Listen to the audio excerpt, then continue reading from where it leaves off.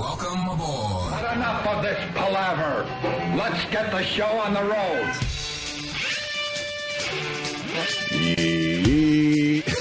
There she is. I haven't seen that yet. No? Great. Am I going to laugh or am I going to cry?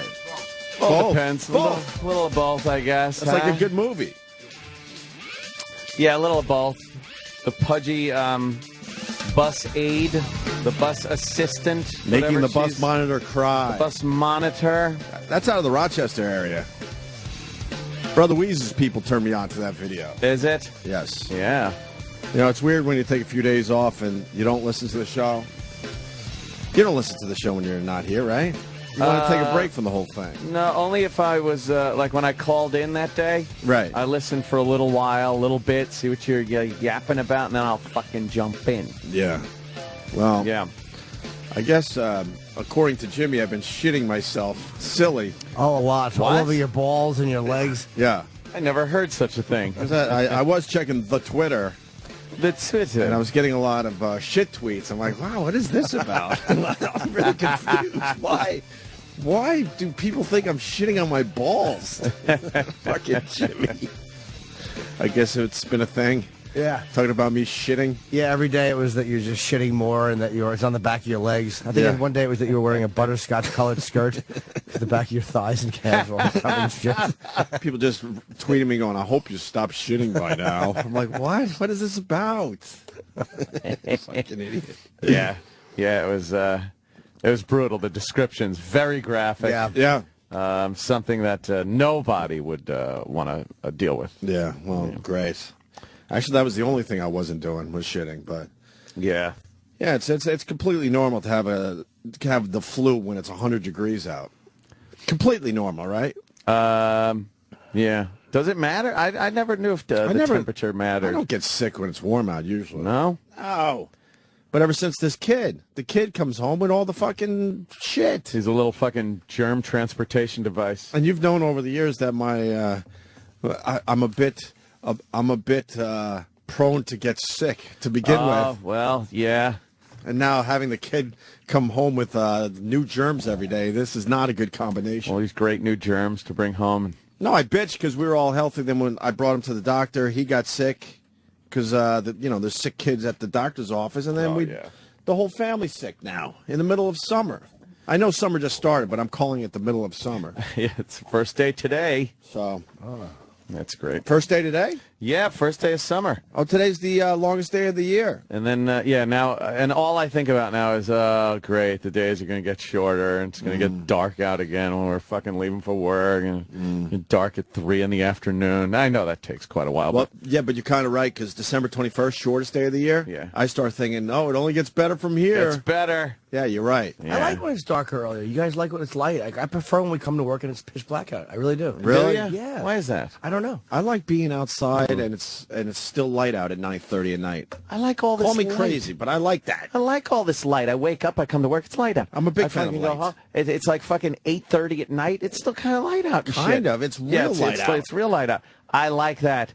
When you wake up and it's pitch black and we come in here and then we leave here and by 3:30 the sun's going down. Yeah, who likes that? Oh, it's just depressing. No, it's I just like the sunlight. Well, how about Like we just that, being balance it out? outside. How about we balance it out? Yeah, can they do that? Yeah.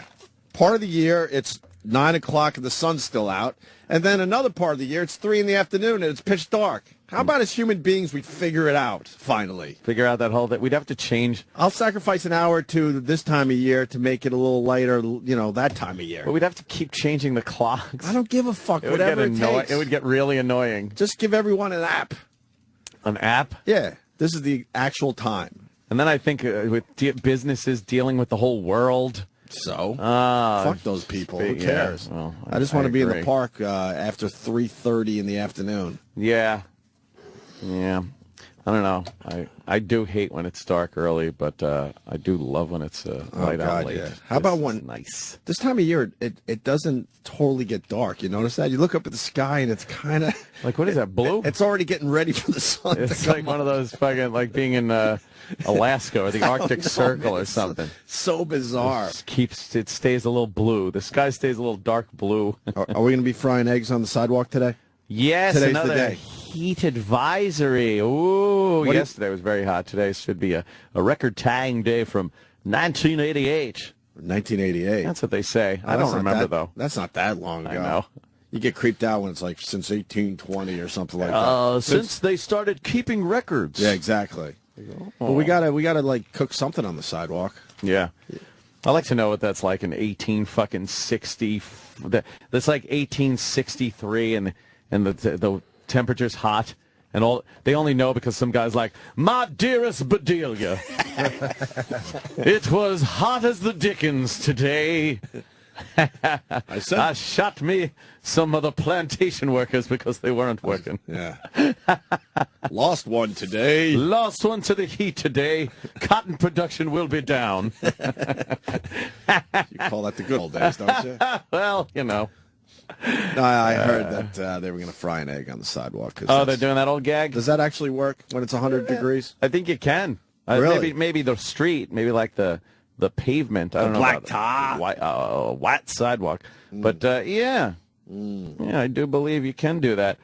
I wouldn't eat it. Not recommended. Not recommended. Eating it at City Street. Yeah. Yeah, but another hot one.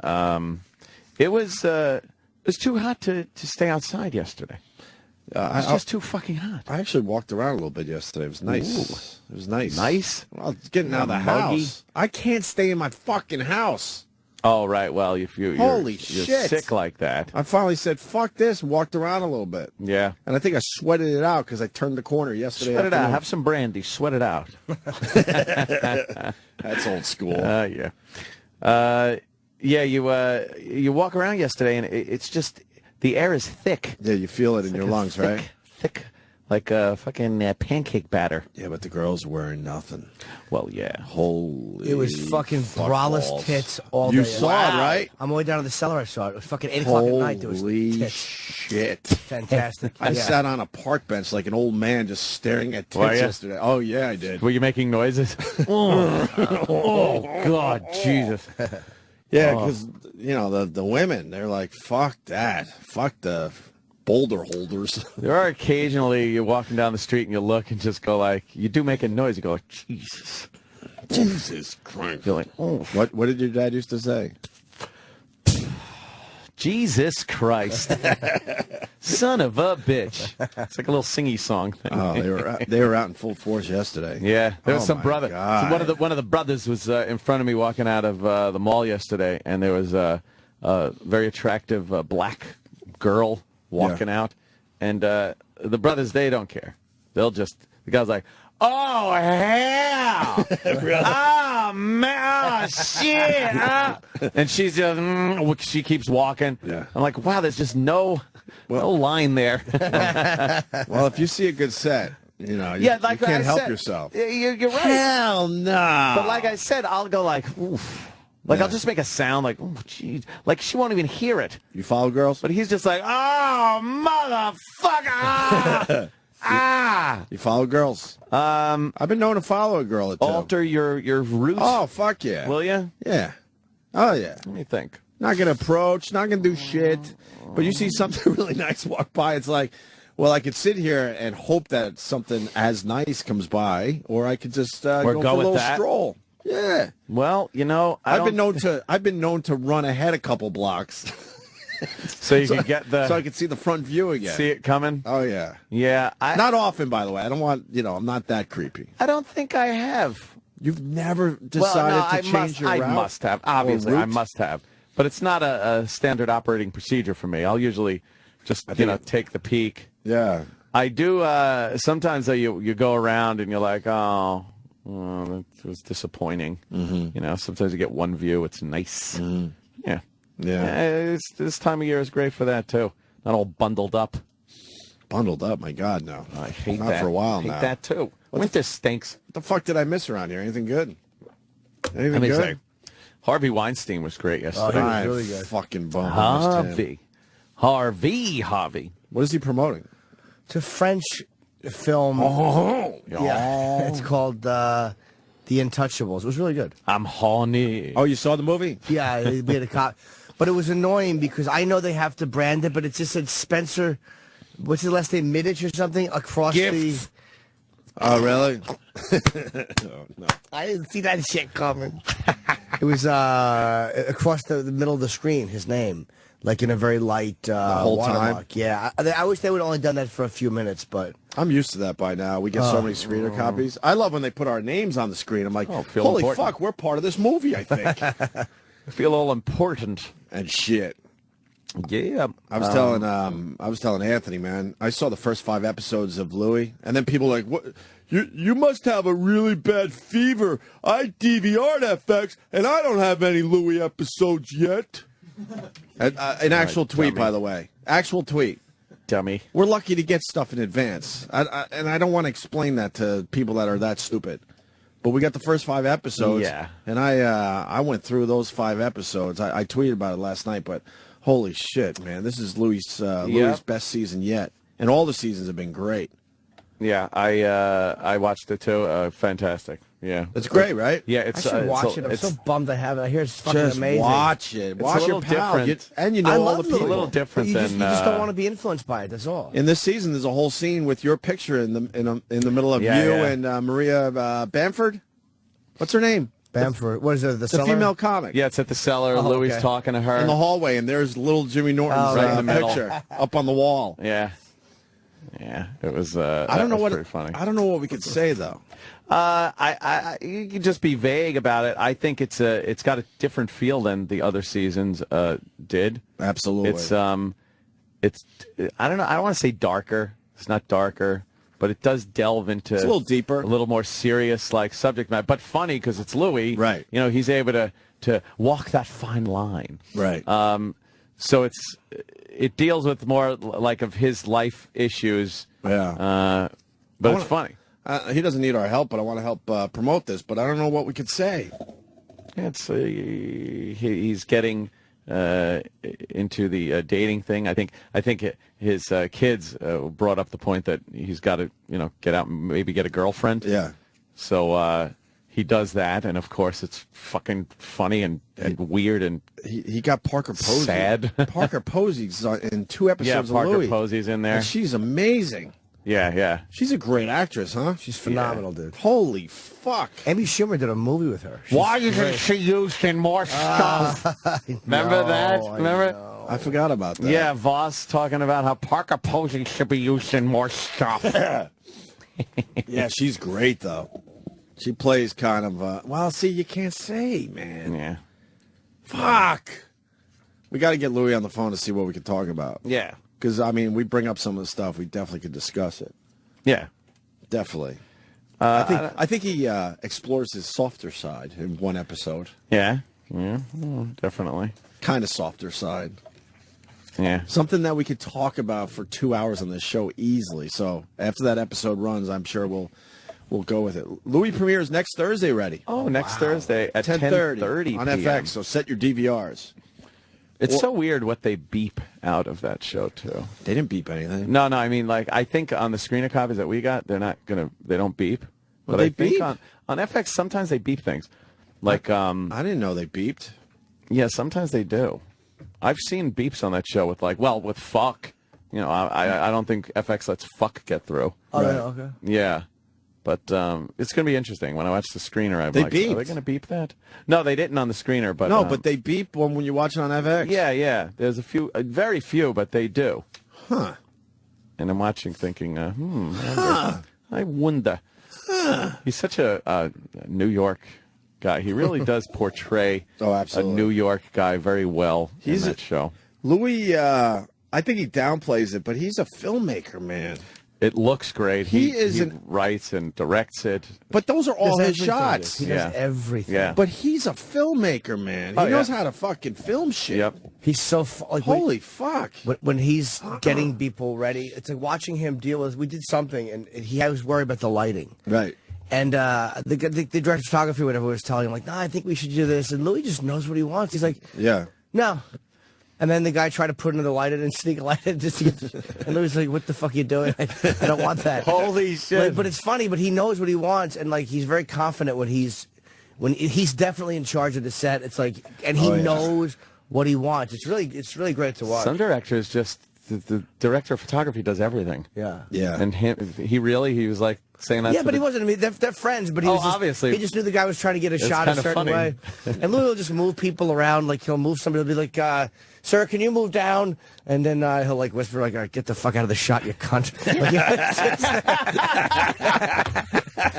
Guy's just trying to stand in the camera's lens. Like, he knows when the guy is just trying to stand in the camera. Oh, that's funny. Some people would let that slide, yeah. He's just like, no, he knows what he wants. Doesn't give a fuck. Very good. That's funny. That's great. But anyway, man, I'm glad we got the screener copy. That was nice of them. Yeah. And the first 5 are definitely all home runs. So good for Louis.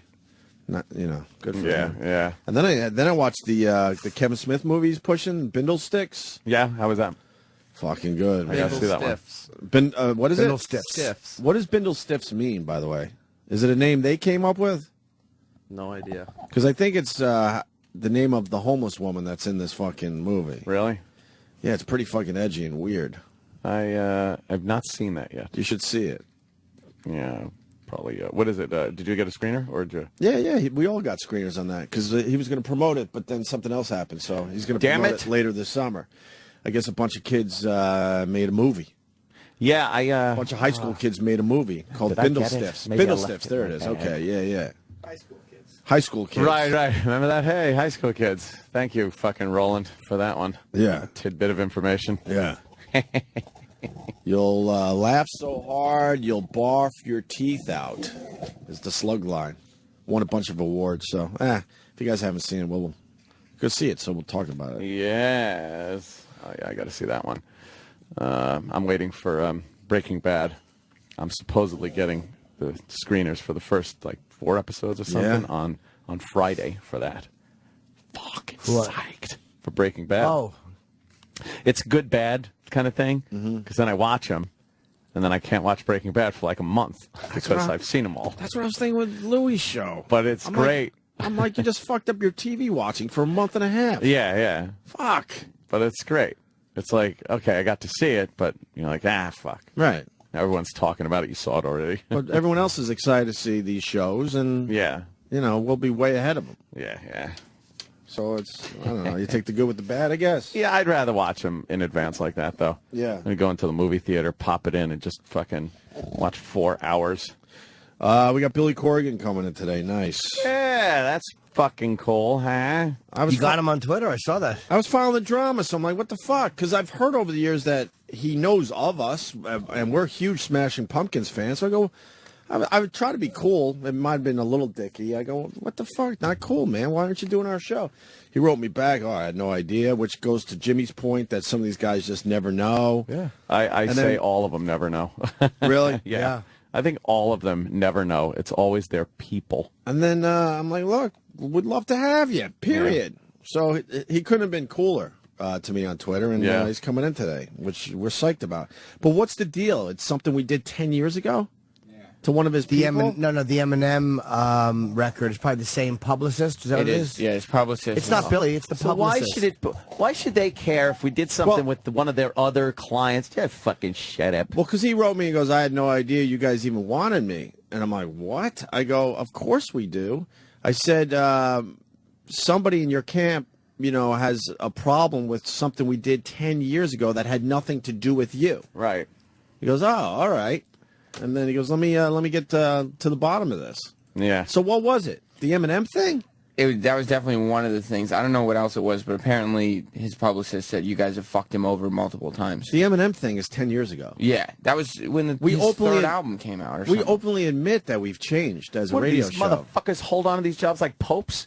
Do you Leave. You even remember the Eminem thing? I know we released some tracks and we got massive publicity for it. Yeah, you put out. I remember listening to it. You put out the whole album. It was on MTV and everything. We got a big fucking hit. But how did we get the album? Jaded motherfucker that you are now when you actually were a fan of the show. The publicist gave it to you, that guy, to listen to. Oh, to listen and then you put to. every track on the air. I swear to God, I don't remember. Whoops. I do remember we leaked the tracks, but I don't remember how we got the album and all that. Why would anyone give us an album and trust us? That's stupid. Yeah. Do you know I fired my publicist yesterday, and I just got an email from somebody saying that they were happy for me. Sometimes publicists, it was not over something like that. Wow. But a lot of times you don't know. How did that person know you fired the I publicist? my manager. They might Did you go, have needed me. you're fired? No, but there's times where you don't know as a performer. This wasn't the case with mine, but a lot of performers just don't know. Yeah. The publicists don't tell them. I'm one of those guys that always wants to know everything. People who represent me, if I ever think they're being rude, for real. Oh, yeah. But a lot of guys are just kind of going along doing their gigs, and the publicist doesn't tell them anything, Right. and they fucking wield power like that. And if you didn't tell him on Twitter, this show never would have been brought up. Yeah. Yeah, I didn't want to give him the big fuck you. Yeah. I figured if maybe if he happens to read my tweet, maybe we could work something out because I really like Billy Corgan. Fucking Smashing Pumpkins are amazing. Is this kicking off our artists of the 90s I'm hoping. kind of thing? Oh, yeah. Will he play for us today? I don't know. I do see an acoustic guitar Well, I sitting told- right there in the case. I told the guys to get the guitar just in case. Just Oh, in that's good. case. Put it on the seat right next to him. Well, Roland told me, he goes, you might have shipped his guitar to L.A. because he's leaving for L.A. right after our interview. Yeah. I'm like, well, find a guitar and just have it laying around, and maybe we could get him to... I don't care what he sings. Yeah, anything. Anything would Ahead. be great with that voice of his. I don't think he will, though. Will he? Well, I reached out to Mark Wahlberg, same thing. Yeah. I'm like, dude, what the fuck? Seriously? Did he get back? No. I don't think it's him, though, at all. I don't think it's Mark Wahlberg All right, at all. But you could, and I love the listeners that are following our leads, and they're like tweeting in a good way, by the way, and I appreciate that. I've seen, you're a fucking asshole for you. Right, because we are trying to get these guys on. You know, this movie Ted is going to be huge, and I don't understand why we don't get anyone from that movie. Yeah. That's ridiculous. So I wrote Mark Wahlberg, and hoping that maybe he would read my tweet and the thousands of tweets that he gets. He either read it and ignored me or never saw it. But I'm like, you should be doing our show. Yeah. It's ridiculous. If you come in for your charity, then common sense says come by and say hi to the boys for the big movie.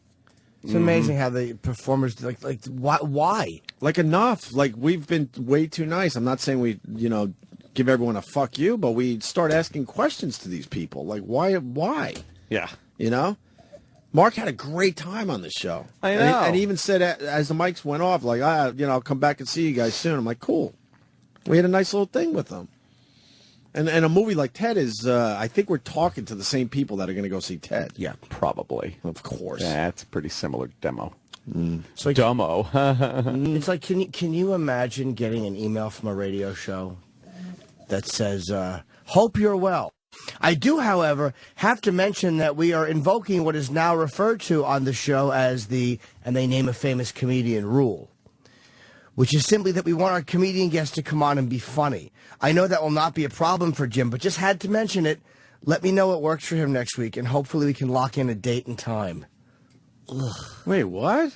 That's too confusing. I think it is, too. I apologize. Is it too confusing? I get it. I forwarded it to you, and I read it with everything. You forwarded it in to there. me. Yeah, you just probably didn't see it. I sent it to you yesterday. Wait, who sent this? It's from Imus's. It's awful. Imus's.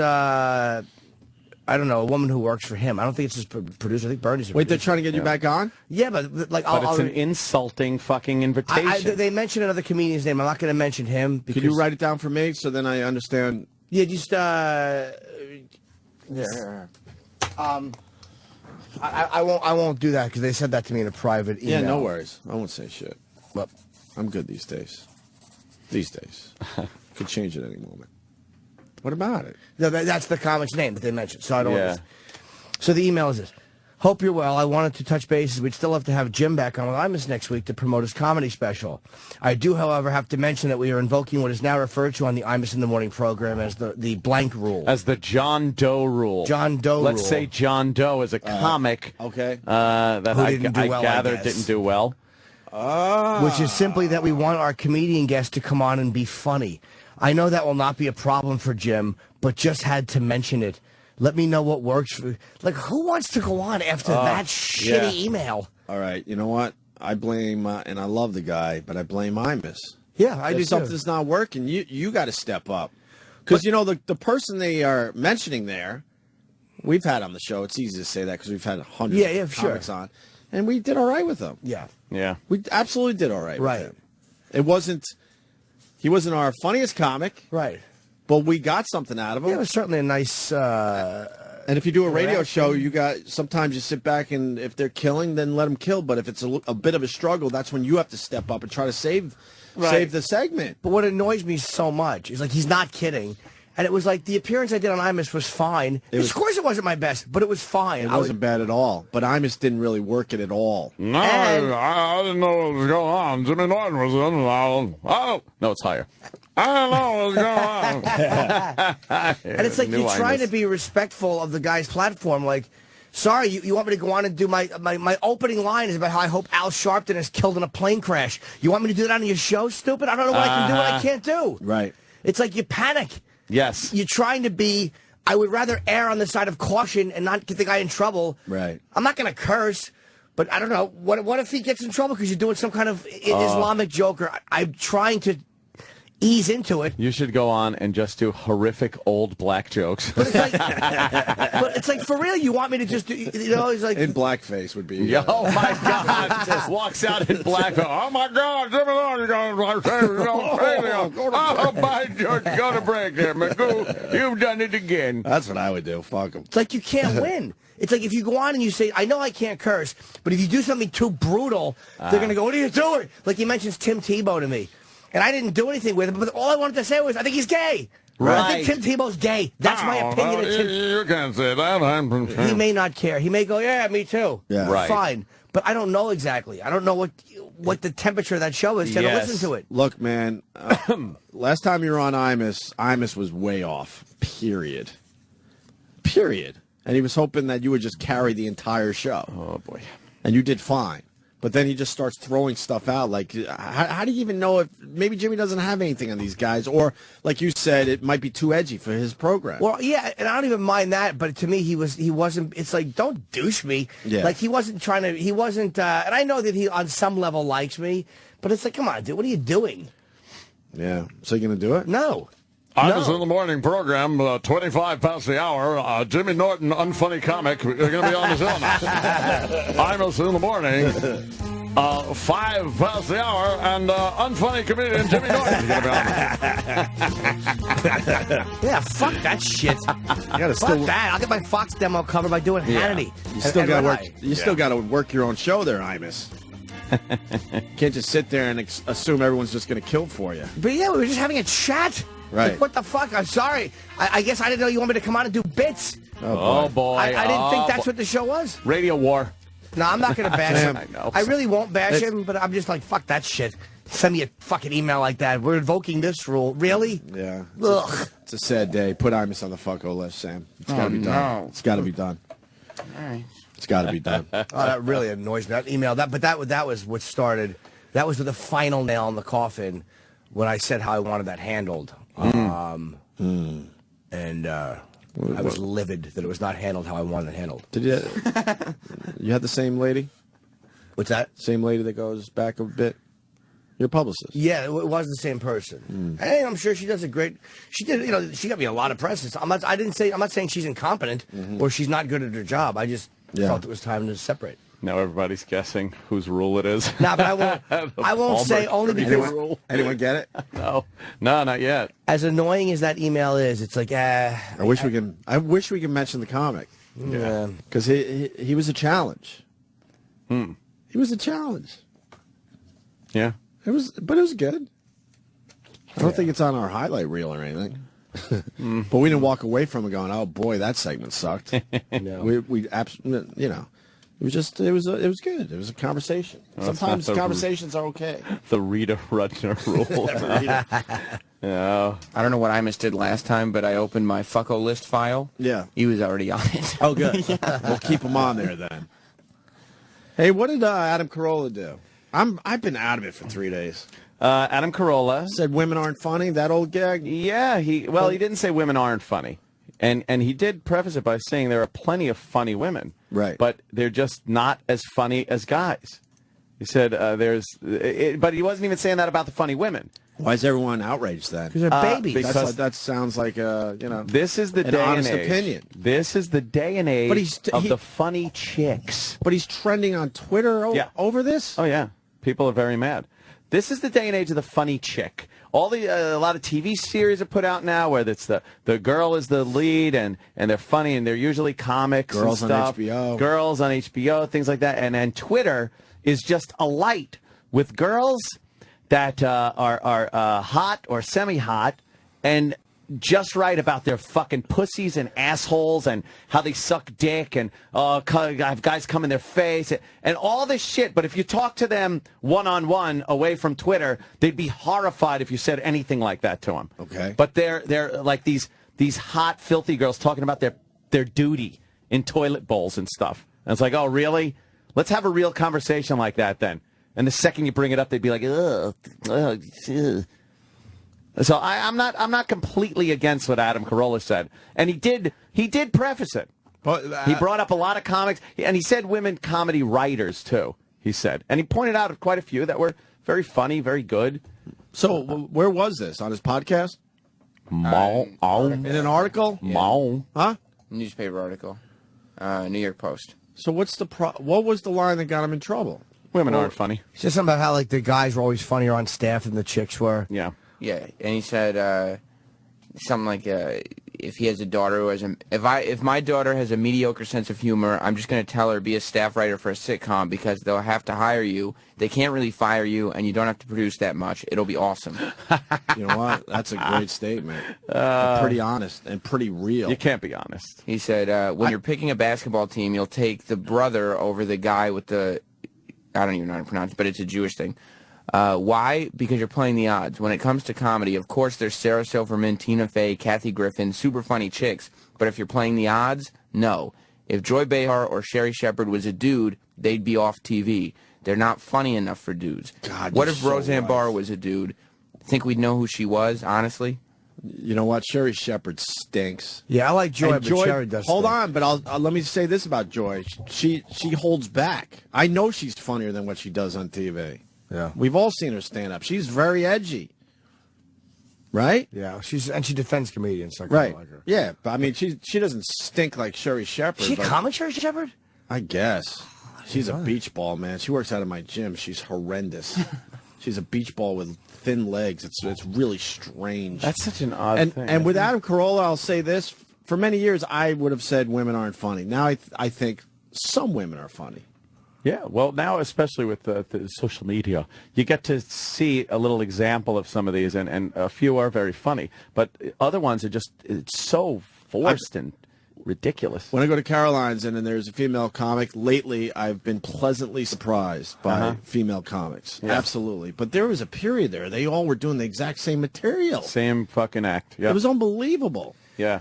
I think a lot of it, too, I was talking to a female comic yesterday about this thing, and I think part of it is, as guys, you're raised to believe that it's like, you know, we're all raised with bullshit, like women's supposed to say no when they mean yes, guys are always supposed to want to have sex even if we don't. So it's like we have these roles, and being funny is considered, being the class cut-up or a goofball or an ass is considered like a male badge of honor, where with women it's more being compassionate, or like you're out with a bunch of friends, somebody falls and cracks their head on the ice. 9 out of 10 of your guy friends are gonna laugh, whereas 9 out of 10 of the women you know are gonna go over and go, oh my god, like that's just their instinctive reaction or what they're taught. Right. Yeah. So being funny is kind of it's always been rewarded more being a guy. I think a lot of that's changed in the last 20 years, which is probably why you're seeing a lot more funny female comics because they're not holding back anymore. But like women don't talk as much about, like people don't talk about their periods because that to them was being revealing on stage. Right. Half the times they didn't talk about really wanting to fuck because then every guy in the room is going to want to fuck them and every comic's going to want to fuck them. So even open comics kept that part of themselves quiet. So I think now a lot of them are, like Bonnie is hilarious because she'll talk about anything. The comics he's talking about will just talk about anything. Bonnie, And that's Eileen what makes them funny. Warnos. What's that? Eileen Warnos was hilarious.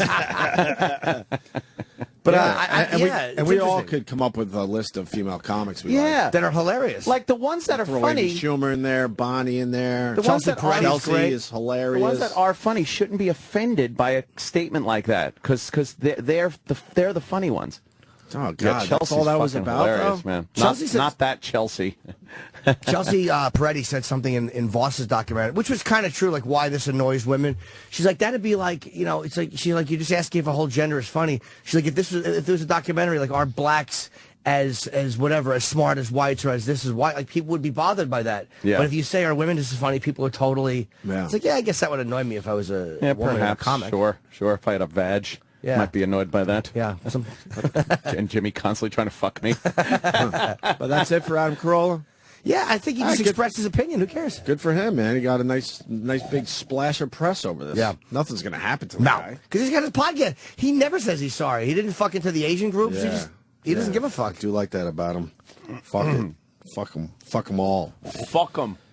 All right. Yeah, that's it's like, I don't know. I agree with him. So I think we all do. I just got a I text think it's from gotten Tom. better, though. I just got a text from Tom Papa. Who's the comic? I need to know. I'm sitting at the gate. It's not Tom Papa. it's the Tom Papa rule. Sorry, Tom. I sent him the name. Regrettably, Yeah. I shouldn't have. I regret not making up a name. Yes. God damn me. Oh, man. We can only wish that he has a long flight ahead of him. Yeah, I sent it to him like you a didn't pussy. give him the answer. Tom's fucking great, man. Yeah, I like Tom Papa. Yes, he's very funny. Absolutely like He him on the fucking show. murders on stage. It really annoys me. Yeah. Yeah, because he's very clean, and it's like I watch his act. It's like he could perform anywhere, Yeah. and kill. Isn't that annoying? Yeah, and be funny in a corporate. Hate that. You know who died overnight, man? You're kidding. Leroy, the painter there. How do you say his last Oh, name? Nivens. Is it Nivens or? Oh, Neiman. Neiman. Sorry. Leroy Wow. The guy that was in all the Rocky movies. Oh, that's right. Yeah, he made those Rocky posters and, Right. and paintings in the Rocky movies. That guy's been alive forever. He's the guy with the big, long mustache, That gray goes mustache. from side to side. It's like completely Yeah. straight across his face. Like he should curl it up like Mr. Roberts, but he doesn't. No. It You just know, went straight out. Leroy Neiman. he was 91. Wow. Yeah, the younger generations don't really know who he is. When we were growing up, his shit was everywhere. Do you remember? Oh, fuck yeah. It was everywhere. People had posters of this guy in their rooms. Dude, could you fucking... His artwork. You know what that artwork is right now? You know, like it just in one day, Yeah. it just increased in value. Do you remember we sat next to him at the A roast. Pat Cooper's roast? Yeah. And the whole time he couldn't help himself. He was just picking up napkins, and He was doodling. he was just doodling the entire time. Every time a comic went up to roast Pat Cooper, he's doing his doodling. I wanted to grab one so bad. Same here. Yeah. So what do you want to do? Pawn it or sell it? It's my Leroy Neiman doodle napkin that I got. If this is actually Leroy Neiman's, the price could be through the roof. And then he's like, all right, I'll give you, it is just a napkin. And napkins aren't really selling. $10. But I wanted 2,000. All right, I'll take 10. It's got to be Seinfeld. No, that's Pawn Stars. Pawn Stars. That show Pawn Stars where they pawn Oh, things. that's how they would have done and it the, on and the Pawn guy Stars. rips everybody off. Right. They just rip everybody off. I still don't watch Pawn Stars. It's like, go. Why don't you put it on eBay, dummy? But yeah, he died 91. He was smoking cigars right to the end too. What did he Right to die the of? end. He was sick in the last few years. He was The old. paper said. Yeah, he died of. I've had enough of this shit. Enough, right? Itis. I was old in Rocky. Rocky 1, I was What? old. What age do you? What's the age where you finally go? All right, I've had it enough already. Where you actually look forward to dying. If you're What number would you hit? Let's say you're of average health at that age, but you're not like completely sick where you just want to fucking, whatever age it is. I would think when you finally hit 90, it's done. Where you're like, I am so okay with this. Yeah. You But think, it could be. You think it has to be 90? It though? could be a lot earlier if you're sick. I mean, you know what I mean? Right. But if you're the average health you should be at 90, then it's just the years are probably like, all right, They just enough. keep ticking by. Same fucking Christmas. How many funerals same can I go fucking- to? Right, You're right. just like, blah, blah, please. When my dad started getting older, like what was sad was he finally had a conversation with me. He's like, everyone I know is just dying around me. I'm just like, oh, God. Yeah. Jesus. He was going to a fucking wake or funeral once every other week. Yeah. He was like, enough of this shit. It's really sad, but you do feel like you're. I just wonder if you do finally get to an age where you're totally, completely at peace with it. Yeah, Like, yeah, man, I know these are extra days, but I'm ready now. I think so. Like an Indian. Like an Indian. Yeah, like, an old Indian. It is a good day to die. They just don't care about it. Yeah. You feel like you're living past people, though. There is something kind of like you're making it past them. It's like you feel like you're just, I don't know what it is, but even when I know in my age group people that die and you go beyond them, you kind of feel like, all right, well, I'm on borrowed time. Like, I'm sure when you're really old you think that. But I mean in a grateful way. Right. Like, fuck, man. It's like, wow, you can drop dead. It stinks. Yeah. It's like, why not enjoy, if you're fucking 90, you might as well, what the fuck? That's not the attitude you have. No, probably not. You're shitting yourself. I saw a lady, she had the classic walker. She was on the streets of New York. Tennis balls on the back? The walker? Yes. Matter of fact, I believe yellow tennis balls look silly. She was so old, she had the bend over. And my wife goes, good for her. And I go, good for her. She's fucking smoking. Oh. She was smoking. This lady had to be well into her 80s with a walker on the streets of New York smoking a cigarette. And then my wife goes, she might as well just do fucking heroin at that age. Who gives a fuck she's smoking? If she quit smoking, she'd probably drop dead. You That's think? Like the body just gets used to things, I think. Because your body will go, what the? Yeah, where's my nicotine? Come on, you're killing me. Dave from Connecticut, when you get married, you die faster. Yeah. Great. An old marriage joke. Yes. The old sperm bank. You guys want to do the bus driver lady? She ain't the driver. Break? I haven't seen it. I've heard part of it. I've only heard about this, to be completely honest with you, but I hear it's brutal. Yeah, she's a bus aide. Making the bus monitor. She's the monitor. A bus monitor. A bunch of kids in there. She's just some fucking, rotund old lady. That the school district just gives her a little part-time job. Yep. So she feels good about herself. And then what? You got some dick-ass kids beating her up? She just had her 50th high school reunion. She's lived in the same town, same school district all her life. Oh, boy. And she's been a widow for the last 17 years. Oh. And where is this? Greece, New York. Greece, New York. Yeah. Here. Oh, I thought it was the country. I'm like, why are they speaking English? No, Greece is a suburb of Rochester. Oh. Yeah, the Wheeze people sent this to me. Greece, New York. Yeah, yeah. All right, let's play a little of it. Yeah. How long is this video? Very mean. 10 minutes. Oh, we're going to have to play every single minute of it. They're very mean to her. It's a relentless 10 minutes. Yeah. Really? Yeah, absolutely unrelenting. She's on the ropes the whole time. There's no dead spots? Nope. All right. It's loading. What's this? I sweat. Which one are you talking, you fat ass? Oh, she didn't want to do it. Listen to me. Oh my god, you're so fat. Yeah. So mean. Karen, you're fat. Holy shit. If I said fucking fat ass. If I said fucking fat ass. E-Rock would run in. I'm sorry, E-Rock. I didn't mean it.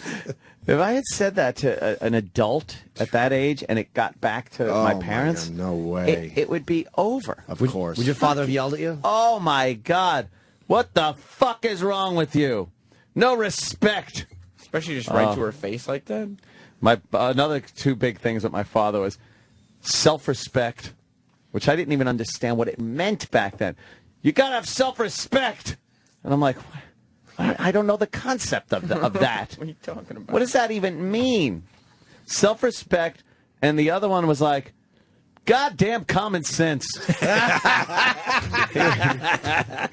I didn't understand what that meant. But it seems like he didn't have common sense. No, or self-respect. Or self-respect. It was like, it was one of those do as I say, not as I do things. Like I hated dads that shit. pile on. He would say goddamn common sense. It's like, yeah, but with my brother especially, it's like, Joseph, you got no goddamn common sense. That's great. Have some goddamn common sense all the time. And I was like, I don't know what that means. It was great. a word, like you might as well just gone blah, blah, blah, blah, blah.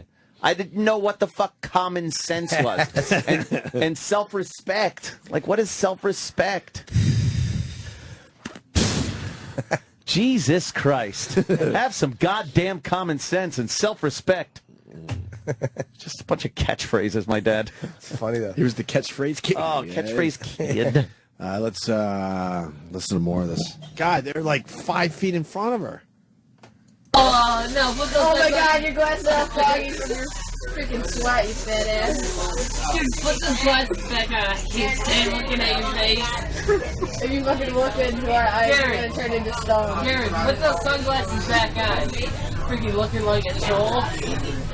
You fucking fat ass. Look at all this sweat right here. They're pointing at her belly. Besides your shirt. Unless you have something nice to say, don't say anything How about about you shut the fuck up? Holy shit. Why don't you shut the fuck up? Yeah, I kind of agree with them. Could she stop speaking in cliches? I know, right? If you don't have anything to... A bird in the hand is worth two in the bush. Shut up. They pointed at her belly and said, look at all this flab right here. Yeah. Oh, my God. Oh, my God. Probably your breath smells so bad. I know. Dude, look at her fucking ugly ass earrings. Fucking cornrows. Oh, so you're putting this on a Facebook? Yeah. You can fucking see the sweat dripping down her face. I know. Look at that ass. Karen, are you sweating? Karen. Oh my God, look at your fingernails and your fucking nose. You're not sweating. Look at her Why is there water fingernails. on your face? She's just trying to sit there. Oh, you're crying over your eyes, you dumbass. Yeah, you're crying right here. it. Crying all over. Yeah. Yeah, she probably misses her box of Twinkies. That's true. It's everything we say to Bob Kelly when he's here, though. Sure. You miss your cookies. You miss your Twinkies. You probably freaking shoves the Twinkies up her ass. Fuck. I realize my ass is calm as a liberal. And the bus driver doesn't know this is going on? Sucks. You got it. It's like, yeah, Brandon, shut up. Pause that for 1 second. Yeah, it's Do you hard. know how much trouble these kids are in with their families? Oh, yeah. Yeah, look at that kid's face is right this there. idiot. He's so fucked. He is good. I hope his father just fucking punches the side of his little face. Oh, goddamn. Well, I mean, but kids today know nothing's going to happen to them. Goddamn common sense. Yeah, that's the problem here, Yep. right?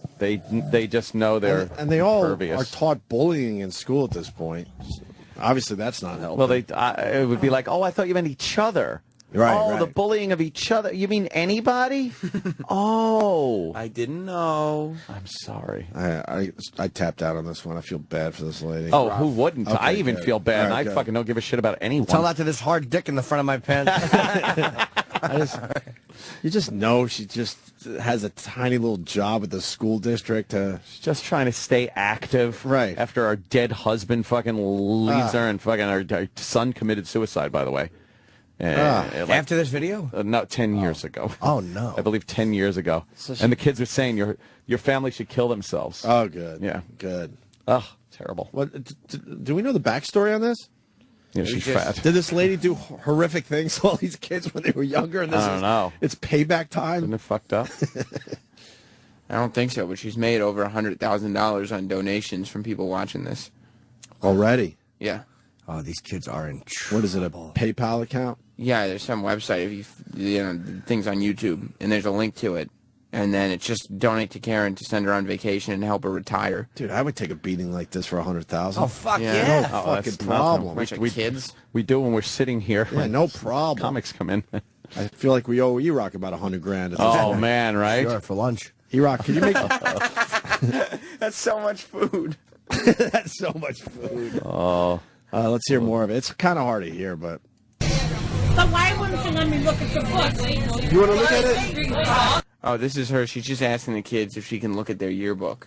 Why? She just wants to look at it. She wants to look She's at the trying to pictures. interact. She's probably so lonely that this is like the only interaction she has with people. And they're all fucking kids from Lord of the fucking Flies. Jason on Long Island says the cops are stationed outside the houses of these kids at this point. Are they? Really? Oh, fuck yeah. Why? They get death threats? Yeah, the kids are probably, especially this one idiot whose face is all over the video. It's not good. Oh, yeah. I bet. Yeah, no. Yeah, nobody wants you to touch our pussy, fat ass. You just touched your freaking sweat, you dumbass. So get the hell up, old ass. That Josh has a yearbook. Yeah, Why don't you guys get up and What the fuck up? look at this. Because you want this? Oh, too bad. Badass. Your reflexes. She was kind of laughing though at some point. You have reflexes like an elephant. Maybe she is an elephant. She's like. She probably sweat from that. I don't want her to freaking touch my earbud. She's gonna get her freaking sweat all over it. I know. She's probably gonna get grease stains all over it. Oh man. All the way down. She's gonna pick out which kid she's gonna rape next. Holy shit. Rape jokes. Nobody wants to rush Karen wants therapy. Oh wait, you already got one. Karen, you have herpes? What's wrong with these kids? Oh boy, my glacier year's over. They're poking at her. Yeah, they're literally poking her. No, well, I'm not freaking at your house. You could get somebody to Freaking house is probably shit. You guys live in a fucking trailer. I know. Listen easy. Where do you live, Karen? What's your address? Like what neighborhood? What neighborhood? What's your address? Oh yeah, right. Oh yeah, right. What neighborhood? Where do you live by? Where do you live by? Just, I don't. I would never tell you. What's your address so I can freaking piss off I'm not your gonna door? tell you. Holy shit. I'm gonna fucking take a crack in your mouth. How about when you know I freaking come in your mouth? Holy into your house and then steal everything. What was that? The guy's gonna take a crap in her mouth. And the other guy's gonna come in her mouth. Which one happens first? It's like I People are wouldn't pissed on Twitter right now. I wouldn't even have known that shit. No. Like to say coming in your mouth. I like It's crazy. Mayor Angel looks like, or Angel, I don't know. This video is the result of the no consequence, ultra PC entitlement society we're raising our kids in. Ridiculous. Brilliant. Part of it, but also part of it is kids just suck and they've always sucked. Well, they've always sucked, but now they also know there's no consequences. There would have been. These you kids know are what? going home and their parents aren't going to do anything about this. Kids sucked and always sucked, but there is no fucking way. If a kid talked like that to an adult, and especially, if she's technically an authority figure on the bus, Right. If the kid said like "fuck you," you'd look at that kid and he'd be labeled the psychopath of school. Well, also, either she or the bus driver would have beat the shit out of some of these kids. yeah. When we were growing Smacked up, in the mouth. the bus driver probably would have punched you in the face. Smack, like an open hand smack in the mouth. Right. Now you fucking apologize. But then And- it would and the be her parent- problem if she, touched the kids. Nowadays, back in the day, the parent would have been like, "Yeah, what'd she smack you?" Yeah. Oh, well, I'll tell you why. He was saying "fuck you" to the monitor. Oh, good. Now I'm going to smack you too. Exactly. Goddamn common sense. What's going to happen to these kids? Their parents take away their Xbox or something? Expelled from school. You think They'll be expulsion? for this one? This is not one. This is a 10-minute brutal assault. Oh yeah, they're expelled. You think the school will be able to get that done? Absolutely. All right, yeah, I hope so. especially with the poking. This is like a really weird group menacing. Right. Absolutely. Yeah, it's like a wolf pack. They'll get expelled for this. If you had just said one or two things, but we're 5 minutes into this. I would love to know what the parents did when these kids got home. I would love to know, but obviously that's never going to get out. The kid who's leaning in kind of looks almost like Mongolian or Asian. Like, he doesn't look like a traditional little white kid. He might have those parents that fucking still believe in really smashing you. In fucking like those honor killings, they're gonna beat his head in with a rock. He's definitely Asian. His name's Tang. This is Oh, his last Tang? name. Tang. So, Aw, Conway Tweedy with the K, he writes, "These kids are fucked. Anonymous has put their families' addresses and phone numbers all over the internet." Conway Tweedy. is that really necessary? I mean, Anonymous doesn't For what? play. No. But why, but Anonymous doesn't play. why does Anonymous care about a bunch of, how old are they? 12? Yeah, between 12 and 15. But it's also like, they're families. Like, why would you fuck with their families? Like, yeah, for really? Because their families seem pretty shitty. I agree. mean- I agree with whatever Anonymous does. You're right. You're right. I'm all in with Anonymous. Wonderful group. Absolutely, man. Not That's gonna all get a I'm word saying. from me.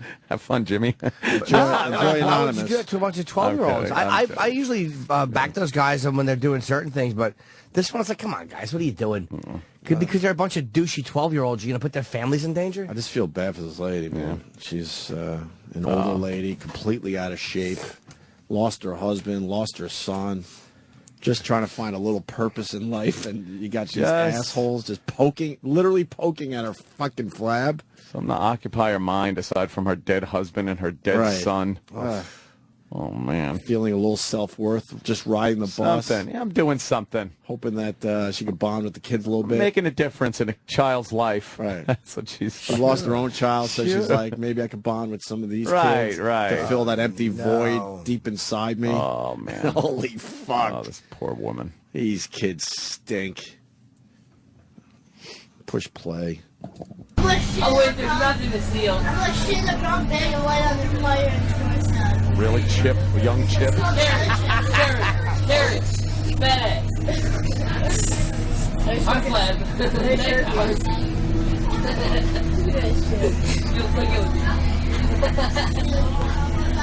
They're hitting her arm flab with their yearbooks. Poking her with the yearbook. Jiggle. Wesley, why would you touch her? Touching her fat, making her jiggle. He touched you. Oh, was it? You freaking just touched your arm. Something tells me she's... All right, pause a minute again. Something tells me she's not completely against this. Believe it or not. She's, like, smirking at some point. Like, she might be one of these weird fucking people that kind of enjoy that... she's just trying to any interaction. She's trying to, you know, be a part of whatever's going on. Because I see her, like, they poked her with the yearbook, and she turned really quick and kind of smirked, like... Maybe she's trying to be cool. Yeah, one of the cool people. Well, obviously the kids knew they could get away with this. Yeah. You're not going to do it with the tough teacher. Yeah. I don't know how you fucking teach in this day and age. But these little douches really don't take consequences. I mean, that's true. They really don't. Nope. No one's going to have to worry about their father slapping them in the face. I would get my fucking face slapped. Oh, yeah. Oh, yeah. Oh, I've gotten hit for a lot less. Oh, yeah, it would have been ugly. Oh, yeah. For talking during Rona Martin's laughing. Fucking, I've gotten a belt across my ass for that one. Who are you, Ronnie Kovacs? Oh, it's the Sammy Davis episode. What could you have possibly done wrong? I was making too much noise during Rona Martin's laughing. But what was going on? I don't know. I think it was the Fickle Finger of Fate Award. It's very, very important programming. And, want to play more of this? You bet your bippy. All right. I know, this looks infected now. Here, do you put like a little pack of deodorant on your She probably fucking eats deodorant because she can't afford real food. What are we doing? Your mom. Oh, wait, she's dead. Kind of like you in a few years, you old ass. She's gonna die of fucking diabetes because she's so damn cute. Why don't you take everybody else's picture? I hope you don't do that. Fake gold. Yeah, no. Fake gold, that's fucking plastic. What are you looking at? Oh my god, you're such a fucking troll. Triple sag. What size bar are you? Triple sag. Triple sag. Triple sag, that was it. What's her fucking stomach? What are you like saying? You're fucking... You're a troll. You're a troll. A troll? You're a troll. You old troll. You ever seen... Oh, you get it. Come on, pull it out. Pull it out. How about I bring my knife and fucking cut you? What is she trying to pull Pull it out? out. I think she's got a little Swiss Army knife. She didn't actually take the blade out or anything. She'll probably now be sued and fucking fired. Oh, yeah. No Menacing kidding. him with a knife. Yes. Where's the bus driver in this whole thing? He might not even hear it. Probably at the front of the bus. You think she's in the back? You think? Yeah. Maybe he takes care of the front of the bus and she's more in the back. I think she's in the middle somewhere. I see an emergency exit on the window. Because they're not yelling, so middle of it the probably bus. sounds like normal bus chatter. Because no one's yelling and she's not yelling. That's so true. it's just like normal bullshit. Someone writes, "Why didn't they get kicked off the bus?" Are you kidding me? The bus driver would be screwed. Kick the kid off the bus. They have to walk fucking a block home, and they get fired. You're right. Yeah. Dude, I'm gonna fucking I'm gonna pull my knife out right there. if I stand back, if I stab you in the stomach and fucking my knife will go through you like butter because it's all fucking wired. I'm gonna cut you all this medicine. They cut you like The whole value meal is gonna be coming out of McDonald's. It's so mean. It's gonna be fucking Big Macs flying out of your stomach. It's gonna be like, Yeah, I remember you go to McDonald's tomorrow. with the chance to be bones. You ever see that? Yeah. Nobody's gonna have food because she's still gonna be ordering. That's why Haiti can't afford this. Guys, cover your mouth and talk to her.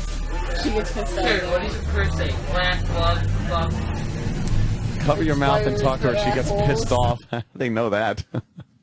They're like, cover your mouth and talk to her. She gets pissed Well, off. she has bad ears. Yeah, she had a hearing. They were making fun of her hearing Oh, her aid hearing aid. before. Oh, okay, that must be it. She's got a hearing aid Oh, on this top woman's of a it. disaster area. I know.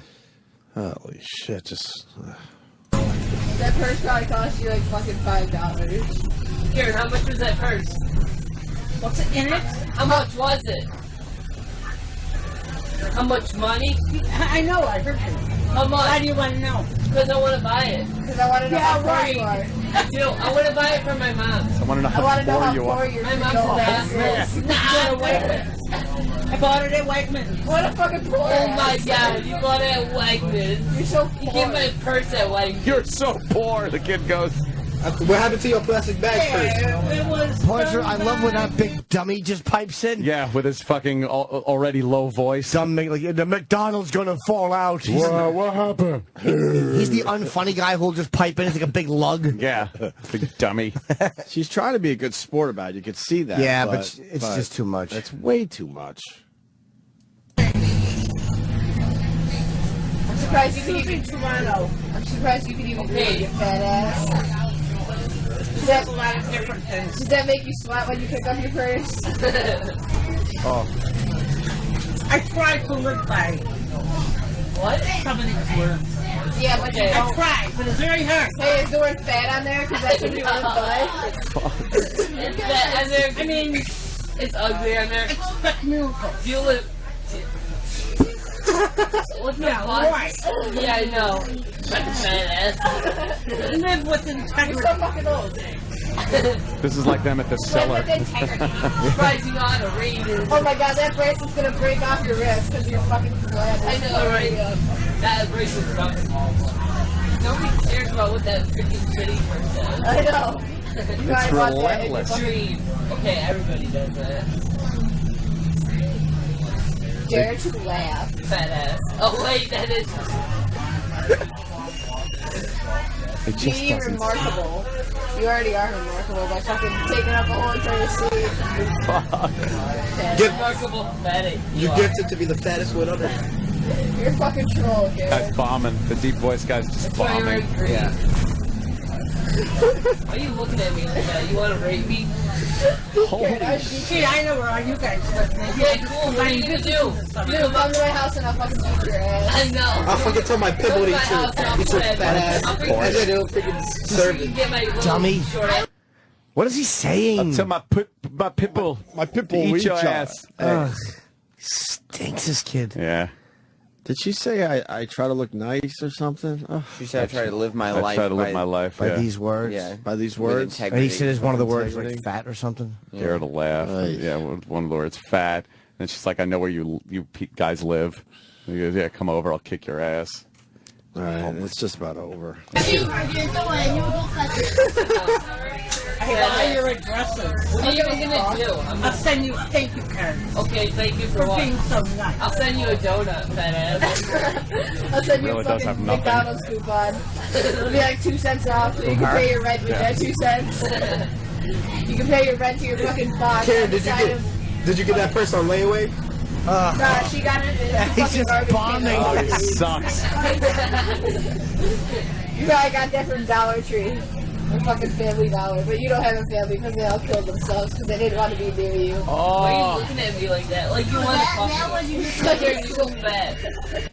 And her son Her killed son himself? did kill Yeah. himself, yeah. Why did the video stop there? That's where it ended. Yeah, maybe the kids ran out of tape. Or maybe he had to get up. Or get out, leave. Yeah. But the best part is that fucking big lunk just Oh, bombing. he's bombing. He's Well, you get that on layaway. You put that pants on layaway? Layaway. Yeah. My pit bull. My pit bull will eat your ass. Oh, that's horrible. So what's the story today? With Words these hurt. Douchebags. Man. Well, their names are all over the place because whoever put this on YouTube got it off their Facebooks and stuff. Oh, is that how it got on YouTube? Yeah. So they find the Facebook, find the friends, right, and everything else. Yeah, but you would think the kids themselves would have put this on YouTube, that they were so proud of themselves. They probably put it on Facebook. What dummies? Just what? But that is people who don't realize to not realize you're going to get fucked for this. Oh man, there's no consequences at all. Yep. There's none. Let's see their names. There's none. What the fuck could possibly happen to these kids? Maybe get expelled? involved. They sound spoiled. Well, Luis, Wesley, Brandon, and Joshua. I mean, they're gonna have a terrible time for at least until the news cycle ends. With who? Whoever's around them. They're not gonna be able to leave their houses. Everybody hates them. They're probably heroes at their school, though. That's the problem. No, they won't be heroes. Everybody's gonna hate them. Yeah. Their fellow students going to hate them? I doubt it. Yeah. I doubt it. I don't know. A small percentage, maybe. What Maybe. are some of the comments? Are there any good comments? Yeah, they're all just. Is anybody for them? No. These kids rule. These kids rule. Yeah. Jesus. These kids rule. They're real young go-getters. Yeah. Oh man. Well, it's just. I'm not surprised. No. I would have had some good ones for that lady. I would have been like, you got it so fat you look like you got your own zip code or something. That's a good one. Thanks. Yeah, that's a great one. We should break. We can read the comments and all that a little later, but Oh, Billy Corgan's in 10 minutes. yeah, we got to set up for Oh. Billy Corgan from, of course, the Smashing Wow. Pumpkins. New album out called Oceania. Very good. Oceania, right? Yeah. All right. Wow. I mean, people want to talk about it on the phones. You got the comments, you got the Twitter, but we got a break here. Yeah. We can go back to this thing a little later. Certainly. All right.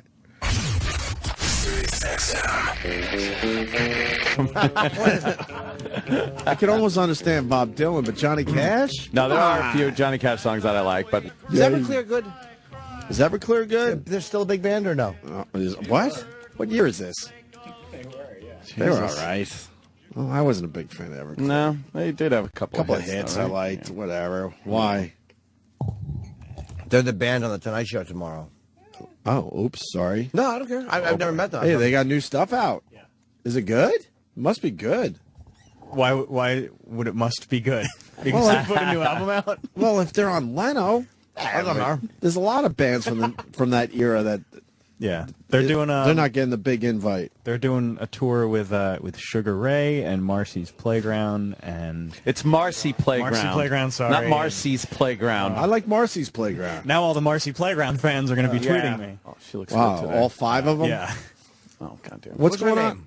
So, what happened? The girl on TV with The one from the I know, Fox she's ridiculous. Business Channel. She looks really good today. Like she did some with her hair or something. But she probably got an email from the From invoking some rule about hair on the show. Yeah, well, as long as your hair looks good, you can come on this program. What's going on with our show in the '90s bands? We got any invites yet? I think we're getting Everclear. I think we're getting Marcy Playground. I think we're getting Gin Blossoms. Gin Blossoms. Are they going to play though? Yes. they They have to. If they don't play, fuck them. They know the deal. When we They get Everclear? have to. Yeah. Next month, I think they're in town. Oh. Yeah. We're getting Billy Corgan too. When? Billy Corgan is on his way up. But Nice. we don't know about him playing or anything. That's not confirmed. See? But he's going to be in the building. Oh boy. Fucking Billy Corgan is a genius. I do want to say that. Because of the great music he made? Yes. Oh, yeah, absolutely. Melancholy and amazing. the Infinite Sadness is one of the best records. I don't know any of the. What's the big song by them? I know. I who they are. used to be a little boy. I guarantee you know That like one? at least 5 Smashing Pumpkin songs. Well, we'll play them. You rock. So fucking around Waiting there for with it. fantasy wrestling stuff. How about Tonight? Tonight, Zero, Zero, Bullet with Butterfly Wings. How about, yeah. Still just a rat in the cage. I sing these goods. And I love their version of Landslide. Landslide's a great cover. So, I hear nothing but great things about his new CD. An amazing picture on my phone. Did you get a pork pie hat with a fucking vinyl album? You hipster I shit hate fuck. enough with vinyl. I know, Better right? sound. Oh, there he is. Comfy. Thank you. Take a What's up, Billy? seat. Guys, like, what is this, travel day for you? yeah. Going to L.A. Probably I got hear. the same flight as Jimmy. Yeah, Jimmy's going out. How you doing, man? What is that, vodka? Vodka. Oh, man, up, great, Billy? because this garbage water they give us. You got to drink high pH. Oh, high pH? 9.5 pH. You got to tell me what Are you that making money does. off this, hopefully? What's that? Are you making money off this? No. You got to tell me what that does. If I buy us waters, and I can't take it on the planes. Oh, right, yeah, Oh, of course oh, not. okay. What does high pH do? I thought he was promoting a water. If your system Company. gets too acidic, it makes you cranky, and it Really? opens the way for viruses and stuff. Then you know So what? if I you should high drink a pH, lot of it sort this. It's like your body runs better. They are figuring out a lot of things to do to water. To make people buy, like, their water as opposed to another person's water. You want me Billy, there or there? Billy, I want to say that Cool. you're a genius, and the reason is very simple. You were able to get at Billy on Twitter. That's amazing to me. Yeah, yeah. How did you get at Billy? That's kind of rough. You know, there's a lot of Billies out there. Well, there was an at Billy Corgan, Right. right? And so I wanted, but the guy who had at Billy Corgan wasn't named Billy Corgan. And he wouldn't give it to you? No, so What an asshole. Jesus. so Twitter has some sort of weird policy. So they said, okay, they made him at not Billy Corgan. Right. I don't get what that means. Okay. And then in exchange, they said, well, I will give you at Billy, because it's something about they don't want Yeah. to give me what he had. So then They changed his Twitter at not account, Billy Corgan. but they wouldn't give you Billy Corgan. No. Isn't the name Why? dead now? No one can use it? Yeah. Yeah, that's what they do. So they got me at Billy, but they actually said, this is cool. People But you're beg the, for these. That's an easy one, but yeah. you're the #1 Billy Corgan out there. I'm sure there's other Billy Corgans, Well, but what's kind of weird is I got to imagine that a fan would go at Billy Corgan and not find me. right. Yeah. But then I get everybody else going, you don't deserve at Billy. Like you're not Cher. Or Do they whatever. bring up other Billies that are more yeah, deserving? like Billy Idol, you know. Right. Billy, Right. Billy Zane, Joel, maybe. Billy Billy Holiday. Joel, Billy, different spelling. But you got at Billy. I got at Billy. That's pretty impressive. Yeah, it really is. Pretty good. Why one. can't they just give you the name? Somebody else I That know doesn't had make that sense. happen, and they kill the name. They said no one gets it. Stupid. It didn't make any. Why did they turn the guy into at not Billy Corgan? That just seems so funny. He's probably like Billy Corgan, Chrysler Plymouth. Yeah. He runs that. Right. It's like, oh, really? I mean, there are people in this country named Billy No, I Corgan. know, but so you're if the it was Billy Corgan, I'd say, okay, well, you got it first. You know? Right. But it's safe to say you're the biggest Billy Corgan, and when it comes to Twitter and the social media crap, you should be Billy Corgan. I don't get it. And, well, here's a better one. Facebook kicked me off for not being Billy Corgan. Wait, what? How does that work? Somebody reported me, right, Yeah. and said, this is a fake Billy Corgan, and Facebook shut down my account. Seized you or froze are. my account, and then sent me some bullshit thing saying, you got to prove who you are. Oh, and I'm my thinking, God. So that's why I said, Screw it. Here's a and I mean, video I know, of me. I know Sean Parker. I mean, I could call somebody, Right. right? And I thought, But it was the forget this. principle. I don't want. In fact, thanks for doing me a favor. Right. Wow, I got the hell yeah. off Facebook and said, "Give me the hell away from this because this You is don't need it. And then I go and look, and there's like 7 fake Billy Corgans pretending they're me. That are still there? Who are trying to pick up chicks, and but they're still running. They're still running. Yeah, well, their stock isn't doing well, so No, they're rejoice in that. no. They had a bump up though. didn't I just they? bought again. I fucking lost like $5,000, and I bought more back, and now it's dropping again. keep buying high. I got my money back. I could have bought a bunch of AOL like 94, 95, and my bandmates bought some, and I'm thinking, you guys are wasting your money. Oh, yeah. So I'm kind of feeling that same feeling, like maybe I should jump in now when You it's never devalued, know. 'cause they're not going anywhere. I don't know. That seems to be you know the how you know they're not consensus. going anywhere because they're hanging out with the political campaigns, and the minute you start seeing that kind of backdoor stuff, they ain't going Yeah. anywhere Well, let's anytime buy soon. Facebook today. At a point, I don't know. What is AOL I'm all worth in with now, Apple. though? Dude, like Yahoo, they go like way up and then drop. Like I think they said a lot of those aren't. Do you know what they were. bought in at? It's got to be low. $75 a share, maybe is my memory, but I mean that's so long ago. I think Yeah. it could have been Wow, damn, man. $7.50. Who uses AOL at this point? No, but there was that moment. No, where I it know. was That like, was. You know, where you go, okay. It was Right. internet training wheels. Like everybody had that at first. It was Oh, the all you Apple. knew. We all could have bought Apple stock. Yeah. We'd be bloody rich. Oh man. It went down to $80 in 2008 when the fucking market shit the bed. It went down to $80. And, yeah. That would have been nice. Now you're talking Billy, touching on 600. I want to say I'm so glad you're doing our show. Oh, thank you. There was a little misunderstanding. We don't have to get into, but we're Yeah. very happy you're here because we're all was even massive all about. fans. Oh, thank you. No, I'm happy to be here. And I was sick all week, but I came back in just to say hi to you. Oh, thank you. Just to make you sick. Yeah. Just to make you sick for your trip. Yeah, No, okay. What do you have in case I get I'm it? good. It was sore throat, congestion, crap. You know, Yeah, normal that shit wouldn't for the affect me summer. at all as a professional. All right, you stay over there. I'm hearing nothing but good things about the new CD, Oh, thank you. Yeah. Oceania. Yeah. I haven't heard it yet. I literally got my copy this morning. Yeah, it's the first time I put out an album, I think, in 17 years that people like. Oh, man. No. Right away, you know what I mean? Usually I get the 7 years later. Oh, that was actually pretty good. I It don't know what grew my on problem me. was. Right. It grew on me. Yeah, it's like, thanks. Why is that, you think? Is it because... I don't know. Honestly, I don't... Believe me, if I knew what people were thinking at this point... But you don't try to... do you try to write hits when you're putting an album together? You know, back in the day, you knew you had to come up with that MTV type song. Right. But we never...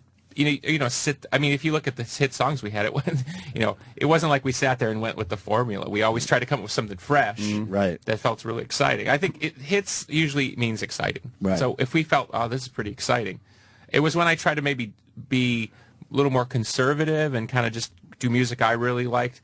That's when it didn't go so well. So exciting seems to work for me. So. But isn't that okay with you? What's that? When you were getting more experimental and stuff? Yeah, it was fine by me. But it's it's kind of a weird thing. It's like It's a weird balance? One day you're nobody, then you're a genius, then you're an idiot. You know what I mean? You know what I mean? And as I've been saying to my friends, now I'm a genius again. You know what I mean? It's like I'm the same guy the whole time. Right. I wonder what that is, though, that makes people like one thing that you do and then just kind of not really Believe me, pay attention to the other. If they could quantify it in the music business, they would get rid of people like me because I'm too much of an X factor. You know, they don't like that. They don't know what you're gonna. All these other kids, they know what they're gonna say. Right. They line them up and they march like robots. I mean, people like me. I mean, who knows what I'm gonna say or do? And they that's too risky for them. Have you always been like that? Or Yeah. Even at the beginning, when did you have to do a lot of compromising, or did you do it your way? Really? No. Wow. No, we were lucky. But I mean, look, I'll give you an example. 89, we're nobody playing, a college gig for $50. Interviewer, snobby kind of indie person. Who are you guys' influences? Led Zeppelin, Black Sabbath, Cheap Trick. Guy laughs at me. Like, don't you realize that people don't like those bands? I said, we don't fucking care. That's what we like. Right. Oh, that's not cool. You know what I mean? So before anything, you guys aren't cool. This isn't cool. Don't like this. Now, of course, everybody loves Right. Ozzy. Yeah. Ozzy's great. Back then it was like people would snicker. It's like, why? He's great. Because we grew up in Chicago. Rock radio was like, you love the Cars and you like Black Sabbath. You love Queen. You love Zeppelin. It wasn't a big deal. Right. Then you get out in the New Yorkie world and it's like, you're supposed to like this band, you're not supposed to like this band, and don't wear this T-shirt. It's just got so old. Being too cool. What bands did they expect you to say you liked at the time? Well, it's Do you like remember? there's Sonic Youth would have been number one. Sure. If you said you like Sonic Youth, then that meant Sure. You Oh, these guys are cool. Yeah, They like and we Sonic love. Youth. Like I'm saying, we love Sonic Youth, but in their mind, it was incompatible with like Sonic Youth and Led Zeppelin, and we Right. think Can't like kind of. both. But Yeah. of course, you get behind the scenes and you talk to Thurston Moore from Sonic Youth. What do you grow up listening to as a kid? Led Zeppelin. I mean, just like everybody else. Van Halen. Like Kurt Cobain, Van Halen, Cheap Trick, Absolutely. Boston, I believe. Trying to remember some of the other Teen bands. Spirit is basically more than a feeling. That's what a lot In fact, of people say. I saw Nirvana. I saw Nirvana at their absolute peak. Nevermind, playing in Japan, and Kurt started playing More Than a Feeling.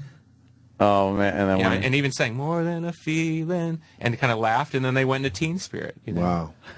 Shit, yeah. I mean, he knew. It's not like he. Right. He loved classic rock. Yeah, that I mean, was who his doesn't? It's- big influences. Yeah. Did you guys growing get treated well by the critics, or did they douche you? No. No, I'm laughing. I'm laughing because we got sort of a so-so review in Rolling Stone. The two biggest albums I ever had, Siamese Dream and Melancholy, bad reviews in Rolling Stone. So this is like good luck now because I got another bad review in Rolling Stone. did you? Meanwhile, across the board, everywhere else, great album, best album in 15 No, years. people blah, are blah, blah. talking about this album. Yeah, I'm saying. And the two you just mentioned So- were amazing albums. Yeah. I'll say it for you. Thank you. Unbelievable Yeah, albums. no, got bad Even the reviews. deep tracks. Got bad reviews then. Doesn't Rolling Stone? They really Weird. are snobby, and they try to be too hip, and I just think they stink. I think it's the most overrated magazine ever. I think Rolling Stone. I think they try to hate things.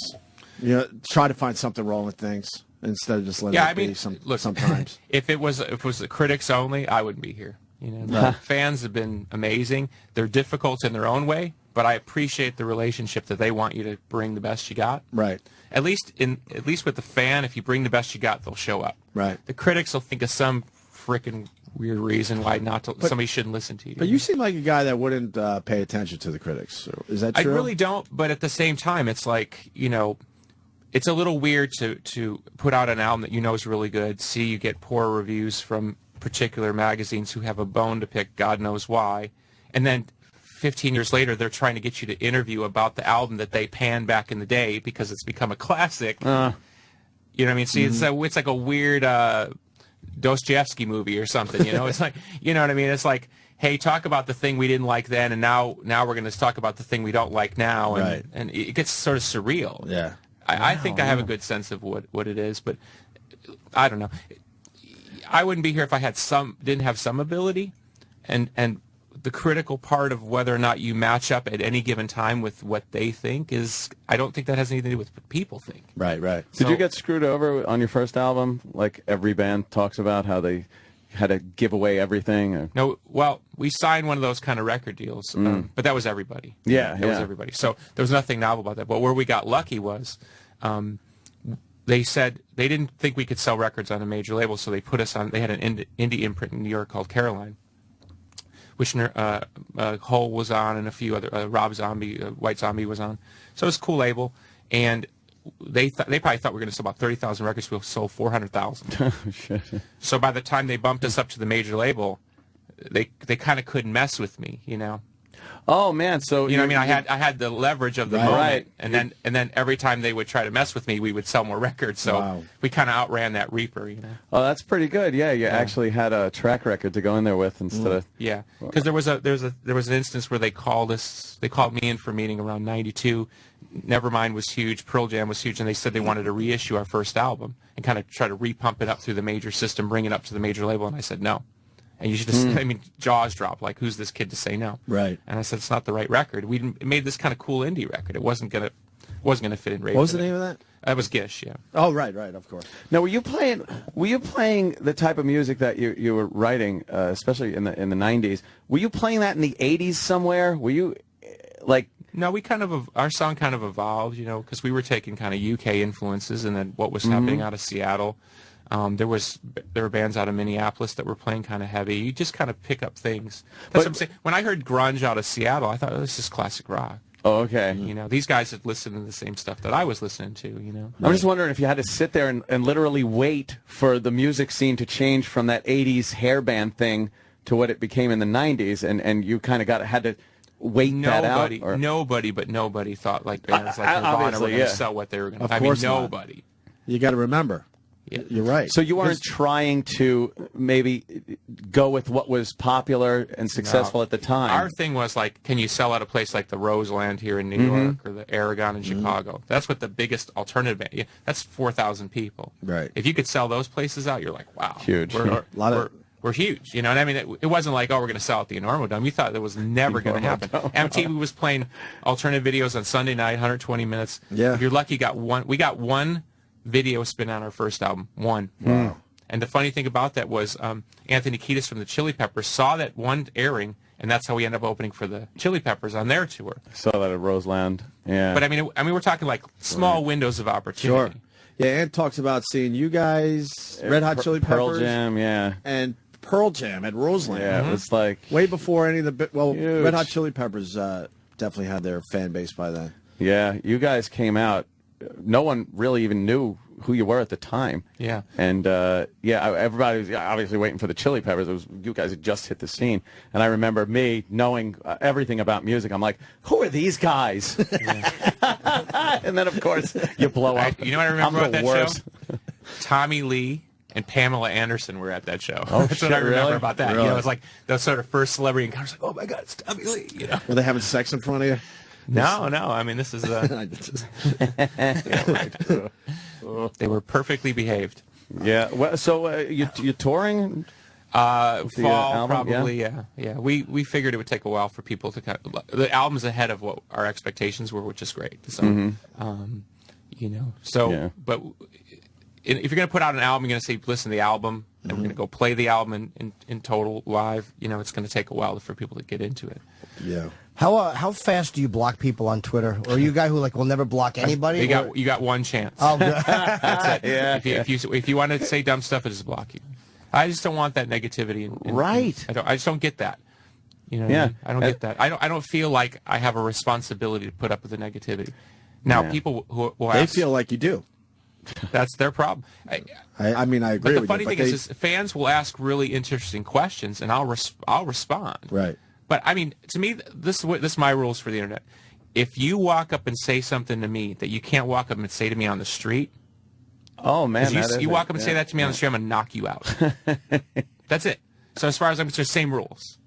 How the internet somehow changes that dynamic where you want to be rude, because this is rude. So you want to be rude, that's fine. Go be rude with somebody who doesn't care.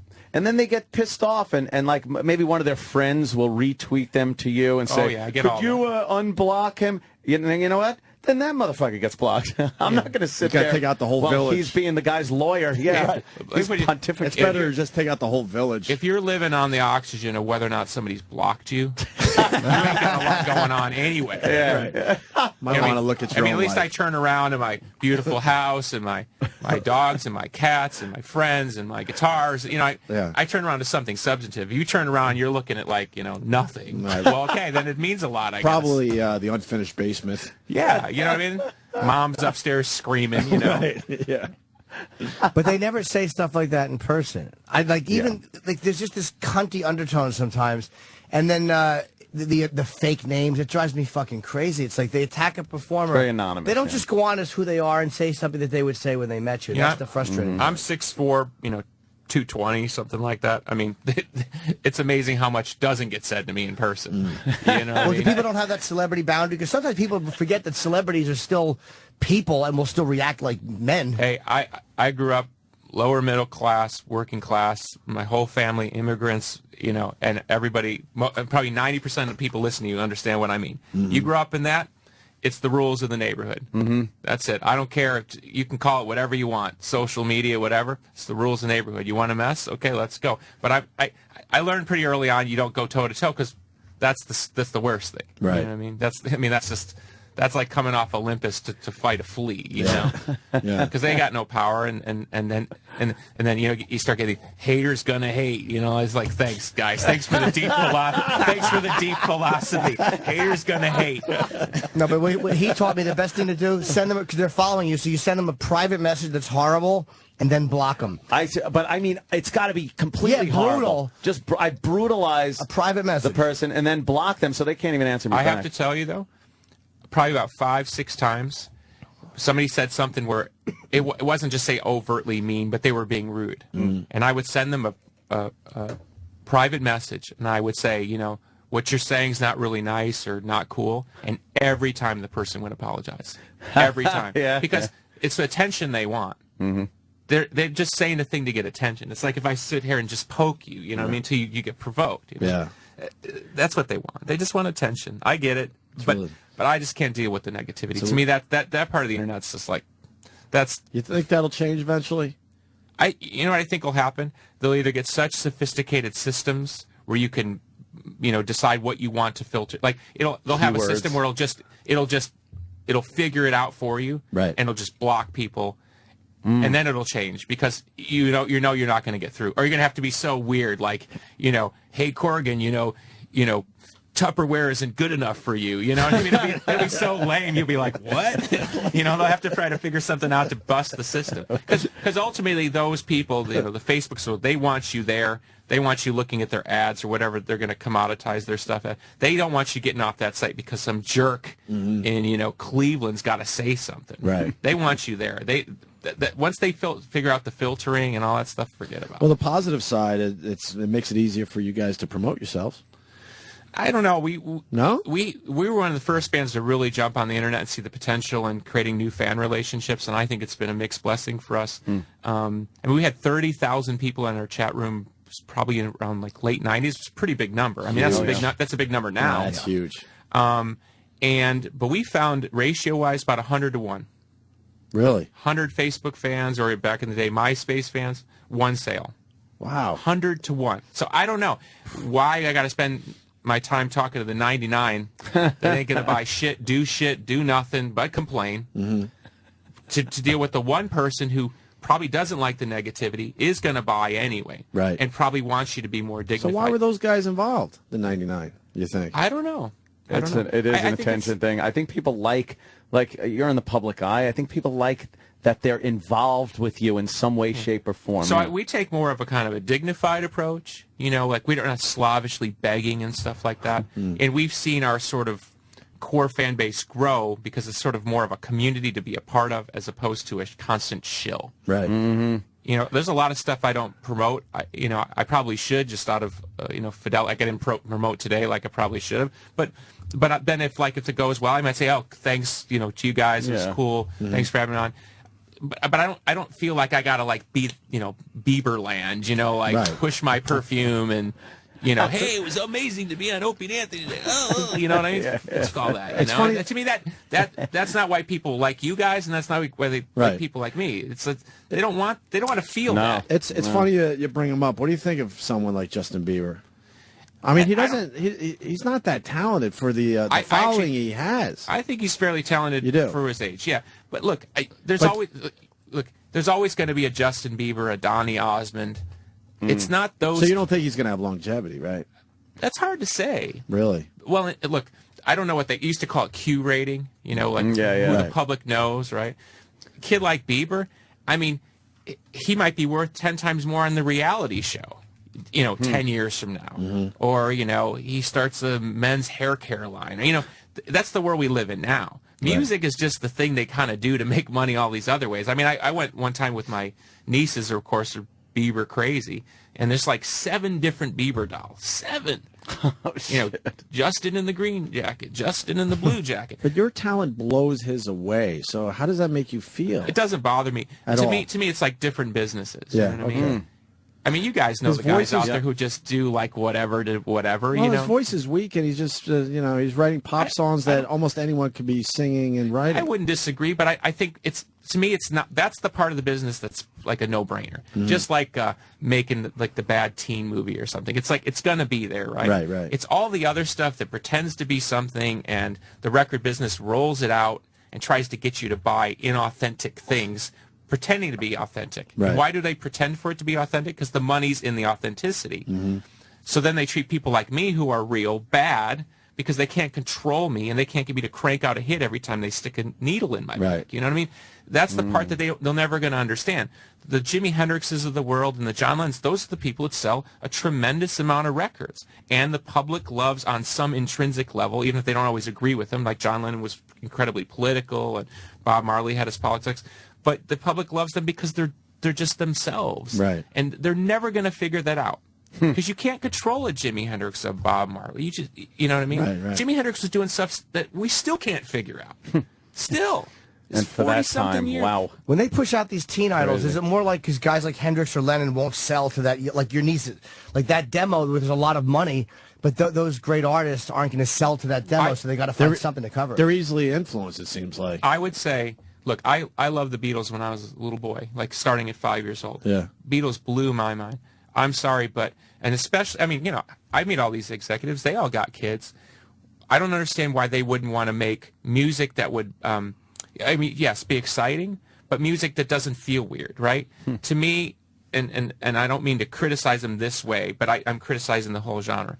When you've got like teens singing about things that teens probably shouldn't be singing about, that does affect people, families, kids' perceptions.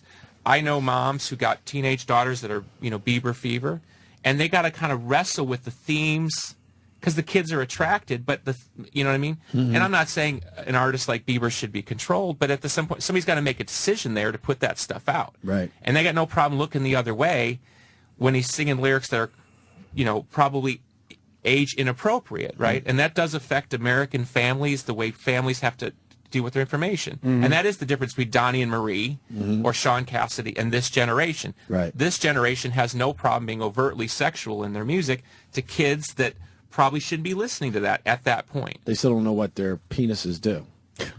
Well, yeah, hopefully. You know, and Exactly. that's where it gets a little queasy, and especially the young girls who are 14, 15, they're rolling them out with like low cut tops. I mean, that sends kids are influenced by that, and that the record business does have a responsibility to not sort of exploit that. I mean, look, you want to exploit me as a male, and roll some chick out in her 20s or 40s, fine. But the kids, I find that really queasy. Yeah, the way they sexualize the kids to sell records, Right. I think that's messed up. When there's so much money for the taking, though, I mean, you can't. I don't think ethics has ever won out over cash. Hey, if somebody came in here today and say, hey, if you guys light yourself on fire, your ratings are going to go up, or we'll give you $1 million. Flame on! Yeah, you'd be surprised. As long as you wear the Facebook T-shirt, we'll give you $1 million. I'm saying this. I'm not gonna lie to you. We've been guilty of that over the years. Okay, we've matured as a radio show, but we did the edgy, outrageous shit, knowing that it was the easiest way to get more people listening. Hey, I've done dumb stuff too, but the point is, at some point, if you have a place of responsibility, you have to wrestle with those moral obligations. To me, there are people knowingly marching things out past that line because there's a business advantage. I have a problem with that. I don't think it's a provocative thing I'm saying. I mean, I think it's an age-old argument. No, I get it. Our philosophy back in the day, especially, we would do these really over-the-top edgy shit to bring you to the show. And then hopefully the day-by-day show would keep you there. Right. You know what I mean? Because it was hard to get people to listen to you. So how do you do that? You do something maybe a little shocking. They're like, oh, you hear what Opie and Anthony did today? And then you listen to the show and realize, oh, they're not just doing shocking stuff. They're actually talking about real stuff. And they're also hopefully funny. I think the business is changing for all of us where we can be qualitative. That's what I'm saying. I would say to a record executive, if you make, I don't want to say wholesome because I'm a rock and roll guy, but I think you can make music that's, let's say, got a little bit more depth, that's going to last, that you're not embarrassed to pay, you're not in the car kind of wincing. Right. Listening to a 15-year-old sing about being in the club. Right. You know what I mean? Yes.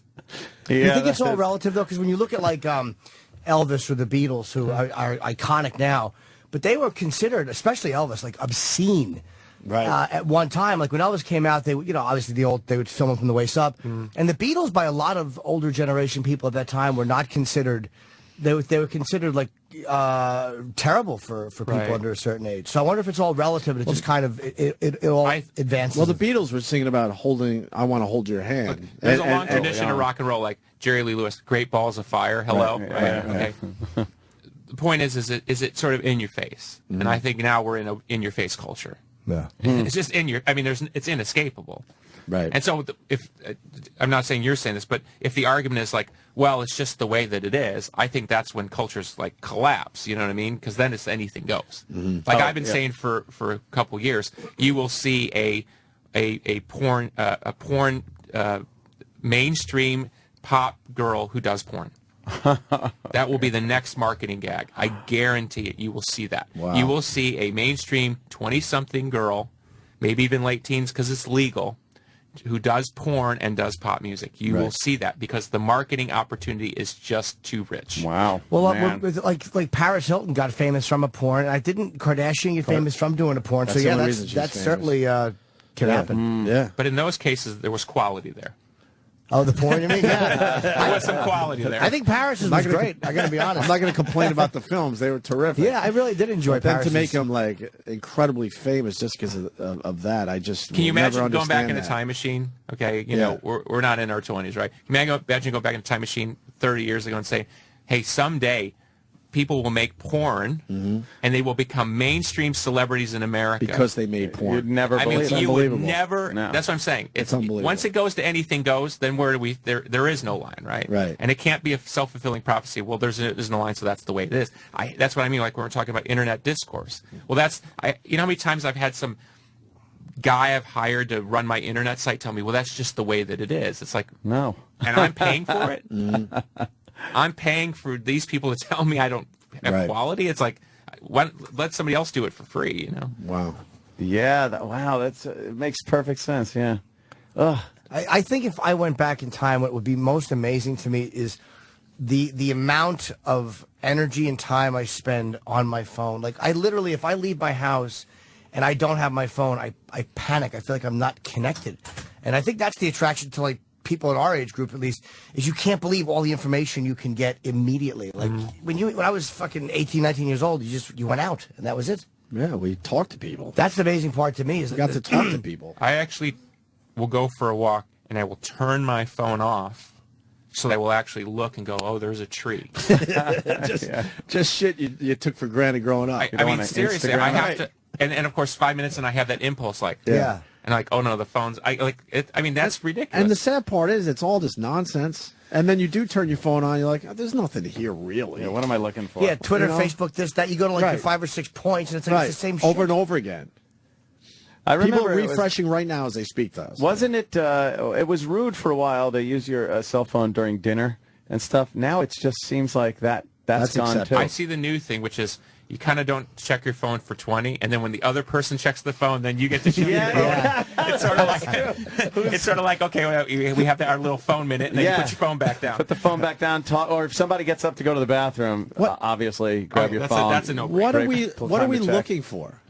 Yeah. Can you answer that question? What are we looking for? Because that? you decide you want to be with this person, you go to dinner, so it's like that could be a nice moment, and you could talk about whatever you want. Yeah. But then you feel like you have to see if there's something better on your phone. I think we're missing something. Yeah, there's never any giant revelation on there that's like, oh, I'm so glad I looked. Right. It's just always And the we're all same guilty of it. nonsense. I mean, fucking potato chips is But what it is. it's new though. That's what it is. Like again, someone who's 19 might because he grew up with that. But I'm 43, so it's fucking like I can't believe that it's there. I can't believe I can just open my phone and look at text messages and like it's still very new to me. I was 23 or 24 before I ever sent a text message. Right. Imagine where it's going to be in 10 years. Yeah. It will just be silent. We'll just do it without It'll be like Obi-Wan, like the Princess Leia will come up and you'll be able to talk to your girlfriend 3D. That's what's scary. It just keeps advancing. Have you heard about the new thing where they're putting bands on with holograms? Yeah. They did it with Tupac. But that's just the beginning. Yeah, it's going to be every band. Every band ever is going to now go on tour in hologram form. Right. And whoever owns the rights to that band is going to make now a fortune on touring. And then you're going to get like Tupac with Janis Joplin. You know, what I mean? You're going to get stuff like you're like that what? would never happen. Yeah. And imagine a band that's been gone or dead for years being like the #1 grossing band on tour that year. That would just be the oddest thing. Look at it. The opportunity for any band to become as big as, say, like the Beatles or the Rolling Stones, once those bands are gone and can never come back in any form, right? Well, I'm sorry, if you put the Beatles on in hologram form, they're probably going to be one of the top grossing bands out there. Right. There's no temperaments in the back over the deli tray, temper tantrums. Nobody to deal with. It's just like, press the switch and the holograms will come and, I would go in a second. I would see the Beatles like that in quality hologram I hate form. to say it. Yeah, I never got to see Nirvana, one of my favorite bands of the last 20 years. Somebody asked me the other day if we'd played with Nirvana. We played with Nirvana one time in Boston, and it was not sold out. Really? Yeah, what year was that? Maybe 91. Although everyone in Boston that probably says they were there, the place would be overflowing. Yeah, one of those. Yeah, I saw them. Yeah. How big was the venue? About 1,000. Were you close to Kurt? It was weird because I'd gone out with Courtney before. Right. So, we kind of reached a point where there was no weirdness. You know what I mean? It was like, we're cool. Yeah. Right. He needed me to help him. Because sometimes she'd open for us, so he'd be with her, and so, we'd make sure he was taken care of, and we'd have to put extra security because obviously everybody wanted to get to him, and so I know he appreciated that there was a respect level there. It wasn't weird by the end. Did you ever have to talk about it, or it was just kind of something that worked itself out? It's one of those weird things like, hey, hey, I used to be with your wife. Hey, I don't know. It's the same for any guy. Right. You get to hear any of those cassettes he left behind? No. Where are they?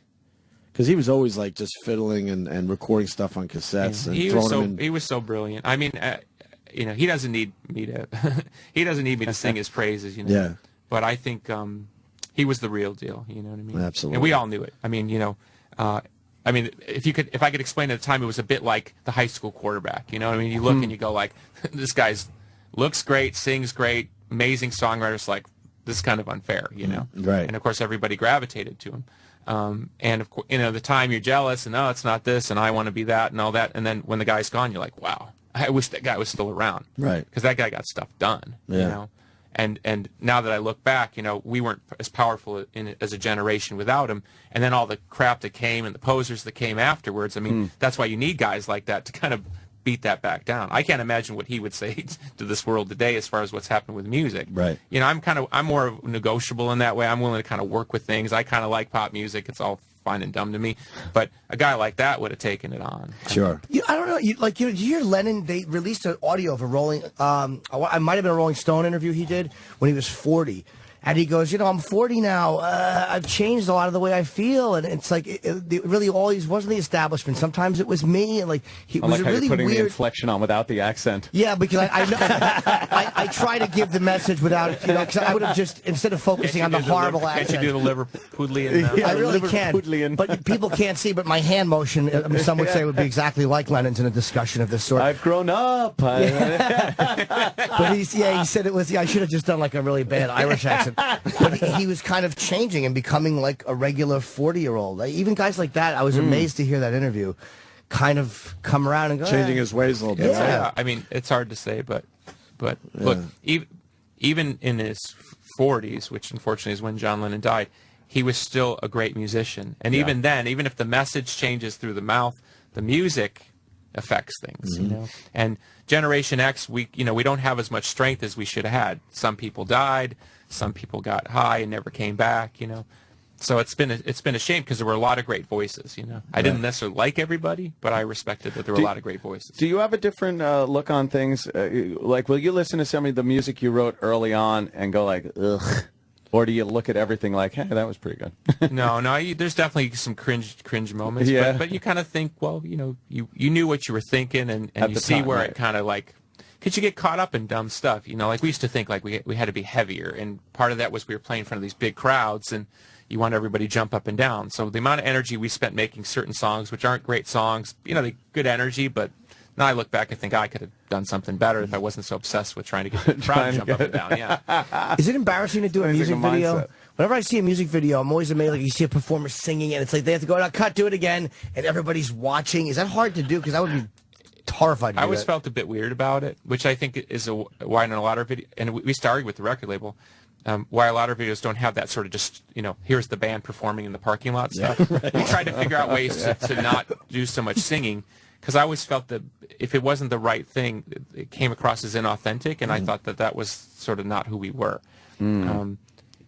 It's and let me tell you, it's a little weird. They roll the tape, and you're standing there like singing, and then it's like beep, and then everyone runs around. The guy's doing this, and you're standing there like waiting to rock again. Right. Like, waiting to rock again. Oh man! So the trick is you got to sing like you were singing the song. You know what I mean? You just gonna go with your mouth open. You got to really sing it, so at least you're singing it.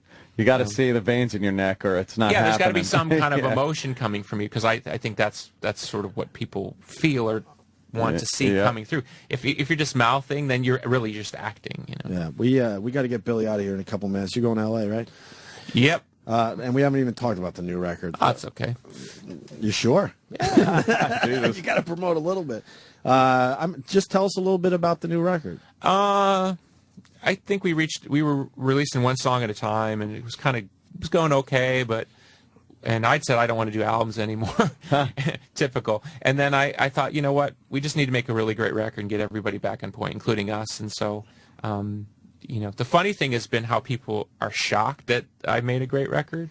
Why is I don't get that. Because if the mainstream, whatever that consciousness assumes that everything an artist does, you want to be that level. And when you've made a lot of money and you've had a lot of success, I mean, you saw it with Bruce Springsteen, Neil Young, some of the guys I really respect. There comes a point where it's like, not every album has to be the orgasmic, here it is, in the starship, you know what I mean? Sometimes you just want to make music that you feel strongly about. And so when I say that, well, you didn't feel strongly about your old work? He's like, no, we were trying to reach people. And so we found something that we felt strongly about to reach people. But some music just needs to be introspective. Some music just needs to be weird, just to kind of figure some other stuff out. So this is the first album I made in a long time where I was like, okay, I'm going to focus on that level. And it's like people are like, oh, you cry. I climbed out of some grave or something. Meanwhile, I've been here the whole time. I've been putting out albums every couple of years. So it feels good. I'm happy. It's nice to see people happy around us for a change, and it's been a while. And we're just kind of going with that for the moment. Yeah, you're looking forward to touring? It'll be interesting because we're going to play the whole album in sequence, and we hired Sean Evans, who's been working with Roger Waters on The Wall, live staging. Jesus. Like I just saw The Wall in Chicago at Wrigley Field, 420-foot wall, Jesus. On the outfield. It was insane. I mean, 42 projectors. It's like only Roger Waters could pull out, the Flying Pig and the whole thing. Yeah. Right? So, I mean, we wish we were that lucky, but we're going to do something where, at least you can experience the album played live, and then there'll be sort of a set of visuals to go with it. So it'll be more of an experiential thing, kind of like back in the day. I mean, back in the 70s day. Before Right. What's your favorite Sabbath record? Sabbath Bloody Sabbath, cool. I think is that's the difference between just Sabbath being a great rock and roll band and Sabbath being an incredible artistic, creative band. That record's just so dark and crazy and weird, and you know what I mean. I always love Volume 4. I don't know if you know that album. Sure. It's kind of got a really weird sound. And I remember talking to Tony Iommi once in the studio, and I said, "What's going on with Volume 4? What a weird song." He was like, "Yeah." See, now there's the accent. It always goes up at the end. Yeah. And he said like something along the lines like because it was they were working in L.A. in some house, and because it was L.A., the drug dealer would just stop by every day. He probably knew it was like it's a good place to. Yeah. He's like, it's the drug dealer. He's like, yeah, it's really crazy. It's like, but it's like, as a fan, you'll say, oh, this record's so dark and weird. I wonder what they're, there's a kid like upside down crosses the Satan. Yeah, but he's like, oh yeah, the drug dealer was coming by every day. Came by, and that's the only reason. Every Sabbath record, every song on the record couldn't go on to any other album. I think that was there's nothing on Master Reality that belongs on Sabbath Bloody Sabbath or from Sabotage to there's just nothing that should go on another record. Yeah. And actually I just got some sort of weird from Japan, like perfect, I think it's called SACD. It's like super high mastered of Mob Rules, because I love Sad with Dio too. Sure. I mean, sound unbelievable. I mean, Dio. And I got to meet Dio once and talk to him for 45 minutes. That was incredible. Yeah, he came on the show once. He's just a fucking great guy. He was fantastic, really was. And that voice of his was just. And then you go, wait, he's 70. Yeah, that last tour he was he was 70. Yeah. He was born like in the early 40s. Jesus Christ. So when he was on that last set of touring he was doing Sabbath, he was in his 70s. Holy shit, man! And you're like, wow. I can't wrap my head around that. Yeah, and still hitting every note. Yeah, he had one of those friggin' rock and roll voices. Yeah, unbelievable. Billy, what a great conversation! I like this a lot. I think we got to get you out of here because you got to go to L.A. Doesn't that sound wrong? What? We got to get you out of here so you go to L.A. That just sounds so wrong. I'm sorry. It's like you guys are condemning me. We got a guitar in the corner and everything. Go to L.A. We wanted you to play, but I know you're a busy man, and we appreciate you coming in. Thank you. Thanks for having me. And good luck with you're not going to need the luck, but Oceania. We do need the luck, honestly. You think? It's a really weird atmosphere, Right. I mean, look, if you're competing against people you respect grudgingly, it's one thing, but when you're competing against a bunch of robots, I mean, it's robot land out there. Right. Yeah. And it's shocking to me because alternative culture was always like, well, there's all that, and then there's us. Right. And then when the Stepford Wives took over alternative music, it got it's weird. It's like you're looking around like, what happened to that kind of vibe? Right. You just don't fit in our. We'll play all your old music, but you just don't fit in our demographic now. You're not heavy enough. You're not this enough. And then you're listening to these bands, and it's like, who are these people? Right. You don't even know what they think. You don't know what they feel. You don't know what they look like. I mean, it's just sort of like this blur of people. Right. And they just keep running them out there with heavy names like Thor Hammer and Hammer Thor, and you know what I mean? It's like, okay, just keep running them out here. You've been around. It's like, okay, I'm still here. You've been around long enough to see the whole thing change. Yeah, a few times. Yeah. I get the feeling though, like Rush just put out a new album, right? People are praising that album. Okay, biggest first week in Canada they've ever had. Really? Okay, so that tells you something. People are kind of figuring it out. You know what? Like, I'd rather have Rush around. You know what I mean? Now, they made a great album. Than Thor. But, hey, I'd rather have a Rush around than all these other people. I think people are starting to figure that out. Right. Because don't forget, Hope I Die Before I Get Old. There was a point where you weren't supposed to be old and rock. But, hey, I'll go see The Who any day. I'll take The Who at 80 over just about anybody. Right. Because they're going to give you something. I mean, remember when they played at the 2001 9/11 memorial? Mm-hmm. And people were like, because that's what you need in those moments. You need real music. Right. And that's the weird thing for me, because economy's bad. A lot of people are struggling. They need real music right now. Right. And people like us aren't perfect. It's not. You know, like I did an interview with Geddy Lee yesterday, and the guy said, oh, you know, it was kind of like a co-interview. And the guy said, you know, you both have unique voices, you know.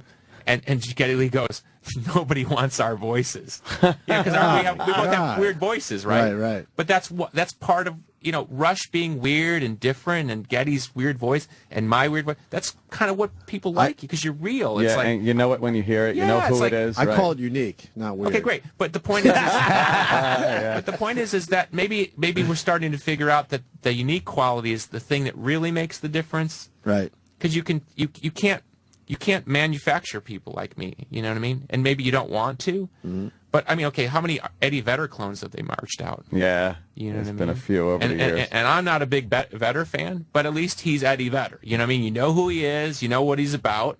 Okay, well, okay, great. These other people, I don't know what they think. I don't even. They might be from Mars for all I know. They don't know what they're thinking. Exactly. We're I would We're bet. never going to hear an auto-tuned Billy Corgan.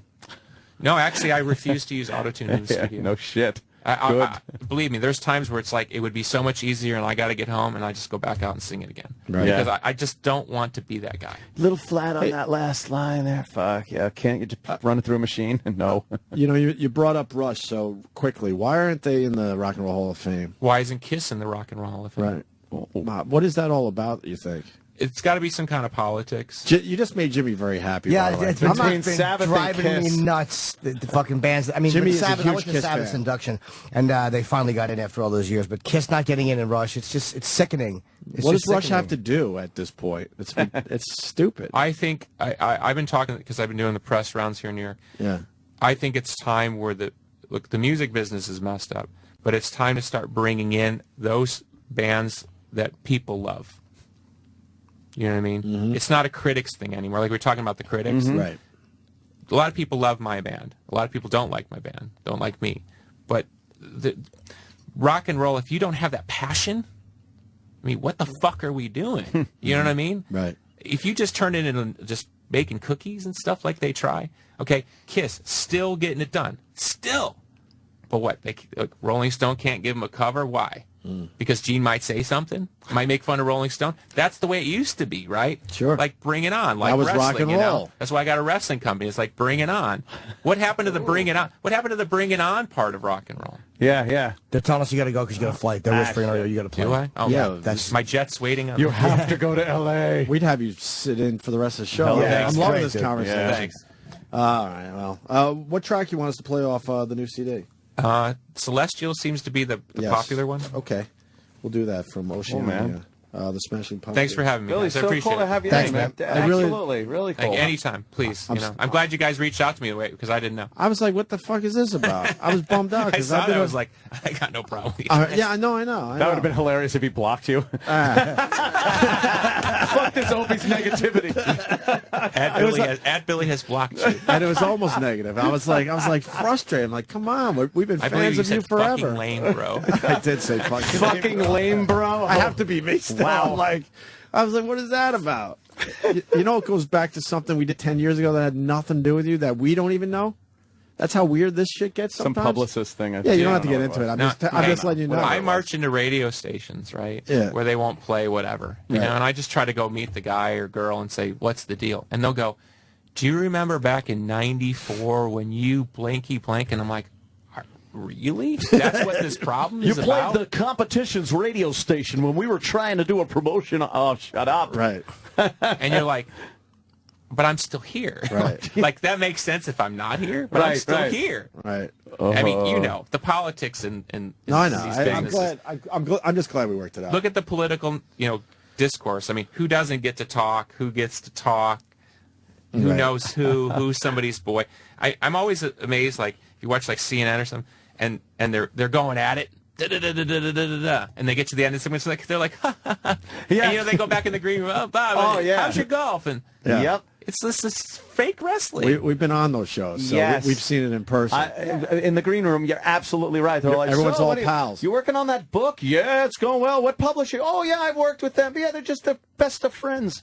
They're all drunks. Oh, my God. Everybody on any news day. I've gone out with the Fox News people. I've never met a bunch of drunks like the Fox News people. Boy, can they drink. I believe in psychological terms that's called unconscious guilt.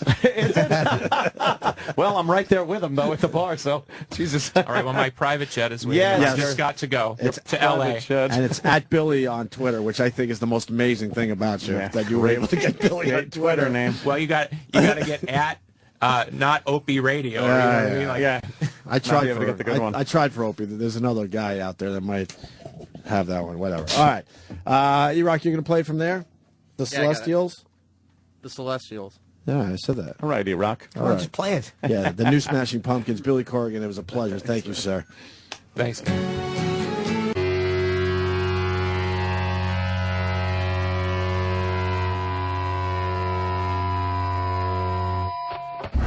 Sirius XM. You're listening to Opie and Anthony.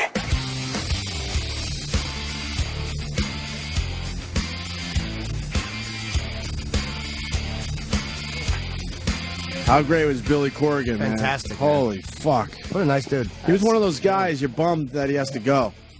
He was good, man. I had a different perception of what he was going to be. Really? I thought rock star, too cool for the room guy.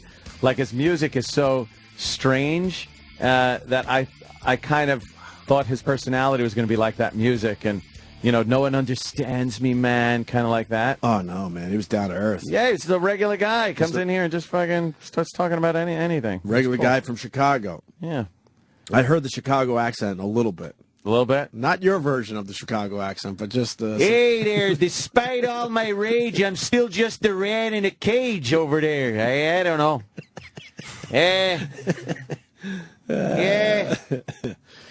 Today's going to be the day that I finally throw it back to you or something there. Is that him? No, wait. That's the other one. Today No, that's... See, I always get those confused. People loved the interview. Yeah, they did. Yeah, that's Oasis, right. Yeah. I always get them confused because, you know, that voice, that kind of nasally, high kind of voicey thing. Yeah. That's what it is. He explained that an ECW guy, who I guess is a huge fan of the show, so he should get a plug now, Sam. Was probably... After the interview, he goes, yeah, someone forwarded your tweet to me. I assume that's it was, how that whole thing started. Lou D'Angeli, who played Sign Guy Dudley in ECW. I've never heard of that. That's not a Dudley. It's not a Dudley. It was Dudley's manager. Yeah, how many Dudleys are there? I know of... I mean, all told? 2. Okay, in the history of ECW, how many Dudleys were there? There's only 2 I acknowledge. Oh, my God. Because in the Dudley guy that did our Yes. show and the other Dudley guy that was black, I think. Bubba Ray and Devon Dudley were managed by Sign Guy Dudley. I don't know that guy. But, I mean, they went crazy for a while. They had Big Dick Dudley, Dances with Dudleys, Dudley. Dudley Do-Right? No, not Dudley. Never had that one. That's like, you know what? He's not a Dudley. Sign Guy But, Dudley I mean, was there's only one Ted DiBiase, but who signs the belt also? Virgil. and that doesn't mean that he's Ted DiBiase. He's not the $1 Million Man. You might have to give him a pass, though, because he's a huge fan of the show, and he's the reason Billy Corgan got on our show today. Who's that? Oh. This Dudley dude. Only Virgil. All right, enough of your Tumblr account. Dude, the amount of went pictures that are fucking showing viral. up of just fucking Virgil sitting at an empty table is fantastic. I was going through some of the pictures the other day. It's great, right? Fucking great. Wait, he's seen it? He's always just I sitting wouldn't there. be surprised if More Lonely pictures. Virgil. A lot of people sending you pictures since your Tumblr account went viral? Yeah. Nice. Lonely Virgil. And they're all just him alone at the table.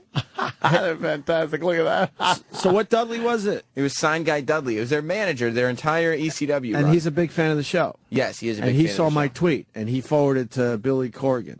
Yeah, he's I'm doing... kind of embarrassed. I said, "Fucking lame, bro." Fucking lame, bro. I didn't expect A, for him to Wow. read it, and B, that he would be on our show basically the next day. Fucking lame, Fucking bro. lame, bro.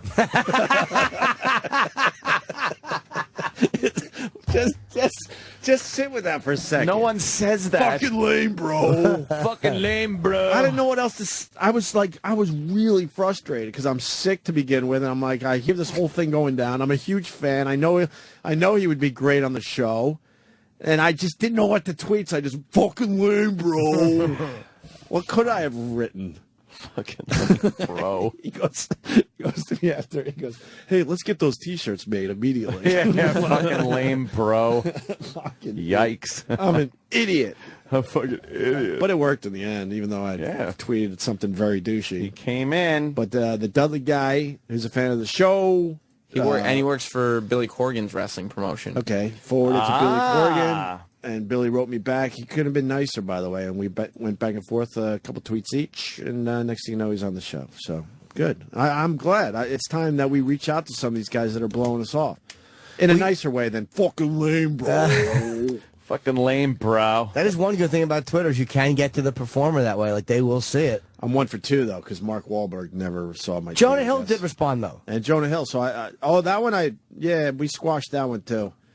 I wished him nothing but the best. Yeah, God bless. But I was frustrated with that, too. I'm like, really? All the other times you're on our show, and then you finally have this massive movie, and you don't come on? Come on. Yeah. Come on, fucking lame, bro. Did you use fucking lame, bro? No. See, that might be what got Billy Corgan. Fucking lame, bro. Fucking lame, bro. You should just always finish it with fucking lame, bro. That's right up there with Ice Cube. Ice Cube. But Billy was great. Yeah. There's so much we wanted to ask him too. Hopefully he'll come back. He had a crazy upbringing himself. I would love to have asked him about that. He was a cutter for a while. His parents divorced at 4. His father was a drug user. His stepmother was physically abusive. Wow. He has OCD a little bit. He didn't seem like he wanted to shake hands. He didn't shake hands. He wasn't happy that I still might be a little under the weather. But I was going to get my picture with Billy Corgan. Billy Corgan. Yeah, he was a cool guy. What else can we say? He was great. He was great. Yeah. Now everybody on Twitter, please thank @Billy for coming in. That was awesome on his part. What a great guest, man. He saw the tweet and he was like, fuck it. And he came in. That was awesome. All right. Oh, you hear about the Rangers guy? The Rangers announcer? Oh, yeah, you had a birtation. Yeah, now we just all know what a birtation is. Isn't that odd? That just became a word. I think it has. She blurted it out. I feel like we came up with the word, but no. People are just using it now as something that happens to people. Yeah, it's become a word. It's something that happens when... Travis, did you get a little hard that Billy Corgan was here today? You're a big fan. It was very cool. It was. That was really a biggie cool. for you, right? Yeah, I mean, yeah, that was cool. I love the Smashing Pumpkins. Yeah, they were great. I will now go listen to them. I guess they still are, yeah. What? They still are. I never listened to them. You should. I know who they are. I told you that whole genre of music I just kind of missed. Yeah, but they were different. That's right. You're catching up. They were. You got the Ramones. And they were caught. I'm an ass. They were 20 years you'll be listening to the Smashing Pumpkins. But they were caught in that genre. But I didn't think they were like grunge. Did you? No. I mean, they sounded. They threw them in there like, grunge bands, Pearl Jam, Nirvana, Smashing Pumpkins. It's like, no, man. Well, it was he was easy. doing his own thing. It was just easy to lump them in. Yeah. You know? Why? Because they had a fuzzy guitar every once in a while in their songs? It's because it was popular music at the same time all that was coming out. Yeah, it's because like anything like rock that replaced, the hair bands was kind of like, it's grunge. Yeah. It's grunge, right? It's so easy just to throw everyone in the same category. But they survived the whole grunge thing. Yeah, but then you go back and you listen to like, any of their albums, and it's nothing not at all. like anyone else. Not grungy. Yeah, that was very cool. It's a guy from Chicago. Hey there, this ain't what you call your grunge. Can I have that video, Sam? Yes. Sam was supposed to put all these things on the hard drive. He never did. He's lazy. Well, I can't give you the hard drive back and then still put videos on the hard drive. Have you put any on there? Oh, yeah. How many? I don't know. More 2. than 5? No. Yeah. When do you want it back? When do you want the proof? When it's full. Oh, okay. Thank you. What are you getting aggressive about? So we got the Rangers announcer doing a birtation, huh? Yeah, this is their TV guy. TV guy. Yeah. I haven't heard this either. This Been was out of on touch. this was on Monday night. Monday night. Yeah. This discussion involving a 2-1 game, the tying run at second, a leadoff single by Chase Headley. Go ahead run is at 5th on what Adams is insisting on calling it a botched robbery. What actually happened was his henchman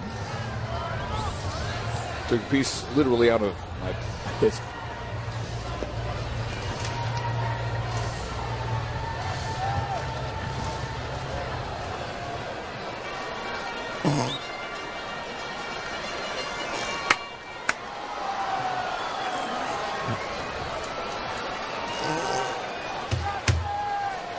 Here is Kotsay.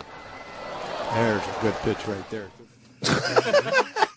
Why does that happen to people? Wow. Why did the other guy talk? Henchman, botched robbery? Yeah, nobody knows what a botched robbery is, and no one knows where 5th base is. 5th, yeah. The tying run was on 5th, right? Oh, 5th base. my God. Wait a minute. 4th would be home. 5th is first. You just keep going around. Oh, I see. Okay. Is that a brain tumor? What the fuck is that? He, I don't know. he I says never want that. He's blaming it on lots of migraines. He said he had a migraine headache. Oh. But he's Wow. probably reading the paper open. Botched robbery or something. Yeah, I don't know what that's not a baseball term. No. Yeah, it is. He's trying to steal. Can we hear the first part again? This discussion involving a 2-1 game, the tying run at second, a leadoff single by Chase Headley. Go-ahead run is at 5th on what Adams is insisting on calling it a botched robbery. What actually happened was his henchman took a piece literally out of my fist. Oh my Took a piece literally out of my brain. It's like, what the fuck is he saying? And he said his henchman. He wasn't saying a player's name. No. That seems like no. something you read in the paper. Wow. Yeah, maybe. That sounds like paper. Botched robbery, Yeah. his henchman. Oh, Whatever it was, it had nothing to do with what was going on the field. I was cracking the fuck up. Why? Fucking brain tumor or something. That's not funny. Wow. It is tobacco. It is a Buick. It is Saturn. What? You know, look at that! JFK is smiling! Goebbels knew! Goebbels knew! And look at that! Toast is a New York Yankee! Foot to foot and ear to ear. Look at that, John! Pettit just ate the toaster! I'm having a rotation! I quit talking or something! I don't know what it is or something! Little Chip Waldman. Chip Waldman rules. I know what botched robbery is when you get caught, you know. Oh, yeah, or stealing someone and gets all killed, that. yeah. But how he how he said that was No, Grand Union Ken. A Grand Union Ken. What? Someone tweeted me that local news finally did something on John Sterling's home run calls. Did you guys get that piece? Was it a complimentary piece? I don't know. That's Probably. but they finally said Institution. they finally did a whole piece on him and his douchey home run He's the calls. color of the Yankees. I can try to find it. Yeah, can you try to find that? Local news. That shouldn't be hard. I know. I think it was either 9 or 11. To It's be fine. honest with you. We have rights. All right. Cheetah leads off. There's a really bad wig and a Muppet face on third. Boo. Hey, we got Warren Sapp coming in today, huh? What is he promoting? Yeah. He's going to be in the Hall of Fame or something? What's up? No, he's got. He will be in the Hall of Fame. But that's not what he's promoting. What is he promoting? He's got a show on YouTube Yeah. Called Judge Sapp. Judge Sapp. Oh, really? Judge Sapp. And what's And that about? it's like a people's court type show, one of these Judge Judy type shows, but he's the judge? Has he ever gone to law school? No, it's his own brand of justice, as it were. What does that mean? Guess we're going to have to ask him. Yeah, those are questions for him. Luckily, you have the opportunity. Now, I've seen a lot of these shows, and they got real judges that are retired, and they really kind of lay out the law. I saw a little clip of his. There's a kind of a Wheel of Fortune spinning wheel in the court room. Well, he was a football player, not a judge, so he doesn't actually have any legal jurisdiction. That probably is just for Right. fun. Just good, clean fun? Yeah. That's what he's having? Yeah. He is wearing a robe. He was a fucking monster when he played. Yeah, that's great. Yeah. Well, I can't wait to look. He's gassing his car up in a judge robe. What's up with that? I notice a lot of black people on the stand there. Fun. Black people in court shows like peas and carrots. Mm-hmm. Mm-hmm. So is he hoping for what? To talk about his YouTube show. No, but what he's... Wait, it's a YouTube show? Yeah, it's on YouTube. Oh, I thought it was on TV. No. Wow. So is he hoping maybe he goes from YouTube to... He's... What? He's gone... I don't know if it's related at all. But he's gone through financial difficulties recently. And then what? I just took his judge robe out of the dryer and put it on in the laundromat. Like, he's just getting ready. Alimony payments, and he went through bankruptcy very recently. Damn. Sell off his Super Bowl ring. Yeah. It's depressing. Yeah. His house may go into... TMZ said his house may go into foreclosure. He owes... Why doesn't it go into 5 closure? You have a 4 opens you. 2-car garage. Yeah. Wait a minute. Double pink slips. I wonder if his divorce got him. He owed $6 million. How do you owe $6 million? Easy. And I think he owes something like $700,000 on his house from before the bankruptcy that he's got to pay, or it's going to go into foreclosure. How much can Judge Sapp make on YouTube? $700,000. Coincidence? No way. I don't know. Can't imagine. The preview has 2,800 views. Hopefully we'll... All right, that's pretty good. Yeah. That's good, right? Ooh, no. It's not a lot. Oh, tell Travis it's my 9 for the Travis, it's my 9. The John Sterling thing. My 9. I guarantee you they paint it as a colorful flavor of New York. Yeah. He's become the unpredictable, always colorful. It's not going to be what it should be. No. How long has this cancer been in front of a microphone?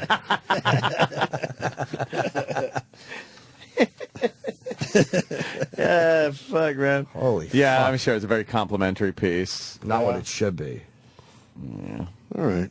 Jesus Christ. I had something I was listening to on the news on the way in I wanted to touch on, but I can't fucking remember it. Shark attacks? No, what are they back? Well, even 1010 Wins made fun, saying, well, time for another shark attack story. Oh, which are non-stories? I guess they're saying that the sharks are in Cape Cod this year. Oh. But I guess they now have sensors or something. Shark sensors? So now they know when the sharks are nearby. It's not like sure Chief Brody up in the tower ringing the bell? No, it's the language. Oh, that the sharks have been using. Oh. And then the guy with the voice goes, we have to because it's a shark story. Here's the Jaws music. He made fun. Oh, right. They made do fun. that. And he goes, I'm sure there'll be a bunch more of these shark stories as the summer hits us here. Yeah. Sounds fucking great. It was pretty amazing. No, that wasn't the story, though. Oh, was it? No. The heat? It's going to be 100 today. Well, that's true. 103 maybe. How hot is L.A. going to be? I think it's cooler in L.A. than it is. Oh, it will is, be. yeah. It was 85 on the way in today at 5:15 in the morning. Yeah. It was 85 degrees. How hot is it out When right I now? left the house about that time, it was I opened the front door and wowie kazowie. I have to sleep with blasting air conditioning in my bedroom, so I literally have to put the blankets on myself. Right. I put blankets on. I'm like, ooh, it's cold out there. And then in the winter, I hate being cold. It just doesn't make any sense. We all bitch. Yes. Remember when it was really cold out, we wanted heat? Well, here's the heat. Relax and enjoy it now. Yes. Who cares? And it's really the first really hot days that we've gotten. Yesterday and today. Yeah. We've had it easy. Yeah. We had a nice spring for once. But now I think we're going to get spring was nice, but then the beginning of June a little too rainy for me. Not very happy. Not many pool when days. When you got the pool, I don't like the clouds moving in every 2 seconds. You know, and then a fucking rain. Yesterday I was having a lot of fun. I purchased a little fun toy item yesterday. It's a little it's called the Parrot AR drone. Oh, I thought it was a Vietnamese girl. No. She sets off firecrackers while I play Motorin. Sister Christian. I'm jealous. I'm so jealous. I wish I had Jesse's girl. I'm so jealous.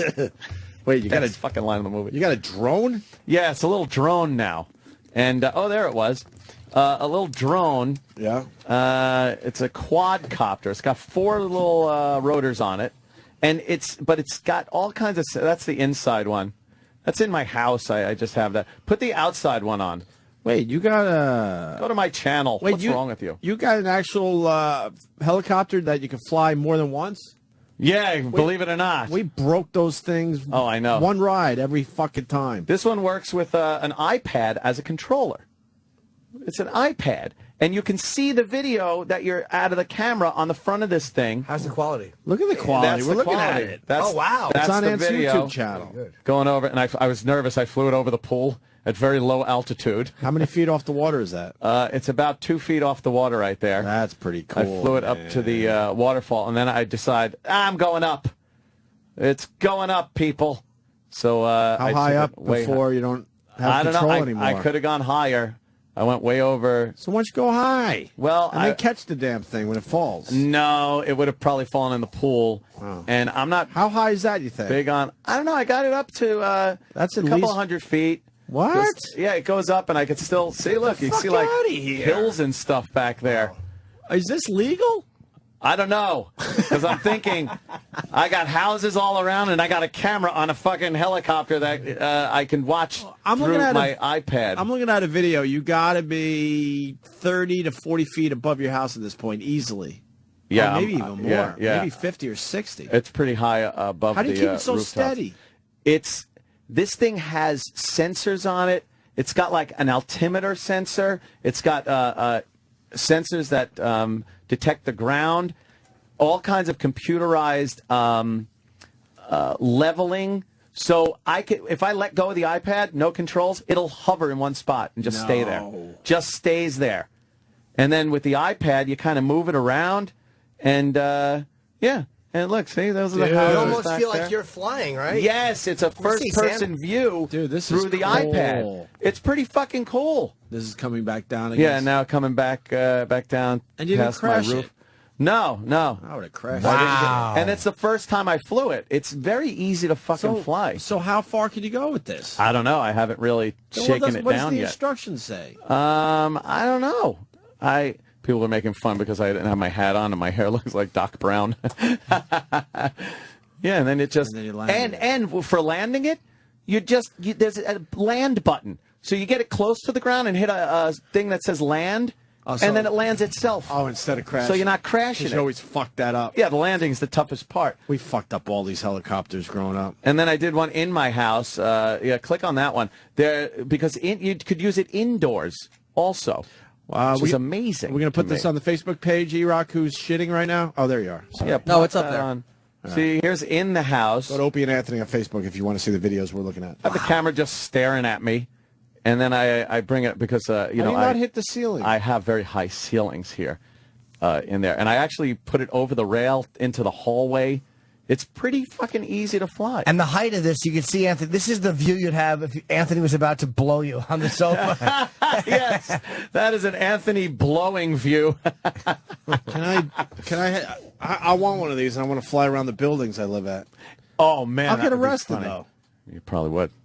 You can see in all these windows, finally. I was thinking of, My spy scope sucks. Taking it to the house behind me, where the Asian daughter, remember? I had to look at it through the scope of the 50 cal that I have. Why didn't you go now down I could just do this. Why didn't you go down the street to see how far it could go? Well, I didn't want to. I was just cool. shaking it down at first. It was a shakedown. I didn't want it to get too far out of view. You can control it just looking at the camera view, which is really cool. So you don't even have to look at it. I sent it over my house on one. Wait. So you got the iPad. I finally figured this all out. Yeah. So you're seeing what the helicopter's seeing? Yeah. And you're, oh, wow. So you could fly it like that. I flew it over my house where I couldn't see it anymore, and I saw my front yard. And then I brought it back over the top of the house into the backyard again. How far does it go? You don't know. I know you. I'm not sure. I'm really not sure how far it goes. Why are you so shady about this? Who got you this? No. You always think I'm involved in a conspiracy. Well, something's going on. I don't know. You haven't answered one question. Oh no, How much did it cost? It's great. $300. Where'd you buy it? Oh, that's not bad. Brookstone. Really? It's in Brookstone? Yeah, it was in Brookstone. No. One thing finally cool in Brookstone. Yeah, Brookstone sucks. in Yeah, general. it's like, oh, how many vibrating chairs do you need? Oh, another special pillow? Really? Yeah. It's slippers? Oh, yeah. Yeah. Oh, great. Oh, you always walk in there and Oh. someone sitting on those dumb vibrating chairs. Golf gadgets? Oh, Yeah. wow, yeah. See, I flew it right through from the between the ceiling and the railing for the hallway and stuff. I'm bored with your indoor video. I like the outdoor one. Yeah, outdoors a lot better. You're Indoors just you're hard to seeing do. the rooftops of all your neighbors. That's I crazy. could hover that thing right in front of a window if I wanted to. And it doesn't tell you how high it could go? Someone call. I didn't look. I really didn't look, and I didn't want to take it to the limit of how high it could go. Take it to the limit. And you can preset how high it can go, the max, This so is it what I doesn't would get have out of done. hand. I would have bought 2. Yeah. Oh, okay. Keep one in the box. And then you try out the other one. And give it really the try real it out. test. See how high that fucker Give will it go. the real And what happens test. if you go out of the range? I wonder if it has a system in it where it goes, It okay, does. it's going to drop, but it's going to figure itself out. It will hover and then lower itself down to 6 feet high and just stay there until it regains your signal. Wow. And Wow, it's they figure that it's shit got out. various things to adjust. You can adjust how fast it climbs up and down, how high it actually goes. So you can make it so it will never go higher than 10 feet if you want, right? Or max. You can whatever angle it's going to be on, so it doesn't go on a crazy angle forward and really go fast. Right. You can adjust all of that stuff. I want to buy one for the city. That would be really cool. They have videos online of people buzzing it through Central Park and shit and Sheep Meadow. Yeah, looks pretty cool in Manhattan. But it was fun. I was just fucking around with it yesterday, first time, and I was able to fly it around pretty well. It's not like a regular helicopter where it's really hard to fucking fly. I think it's impossible. But and the camera's really steady on it and stuff. Yes, I was doing that yesterday in the heat, in the blazing heat. I was jumping through shitty sprinklers with my kid. That's Yeah. what we get in New York. Oh, by the way, buy 3 batteries or 4 batteries with it, extra batteries. Keep them in the charger. What do you get? While you're doing it? Double Ds? You probably get at the most 15 minutes Really? of flight time on a battery. That's it? That's it. So why don't they give you a good battery? Well, it is a good battery. That's a good That's battery. all they could squeeze out of it. There's so much shit going on with the thing. I guess it eats up a lot of battery. But Why don't you just get like a long cord or something? yeah. Yeah. A long cord. Get a gas-powered one. Yeah, right? Warren Sapp is walking down the hall, by the way. So. Oh, is he? Oh, Jesus. Oh, my God. I looked and laughed. Who is that? Some other. Oh, boy. That's, oh, boy. Some other lady. Yeah, I got nice confused. lady. I thought it was Warren Sapp. Is she going into, yeah. Why don't we take a break and get ready for Warren Sapp? Yeah, he's Gotta coming tinkle in badly. shortly. So do All I, right, man. let's go tink. I have a plug for tomorrow. June 22nd, tomorrow night, I'll be in L.A. at the Hollywood Improv on Melrose. One show only, HollywoodImprov.com. All right. Chop, chop. Sirius XM. The Opie and Anthony Show.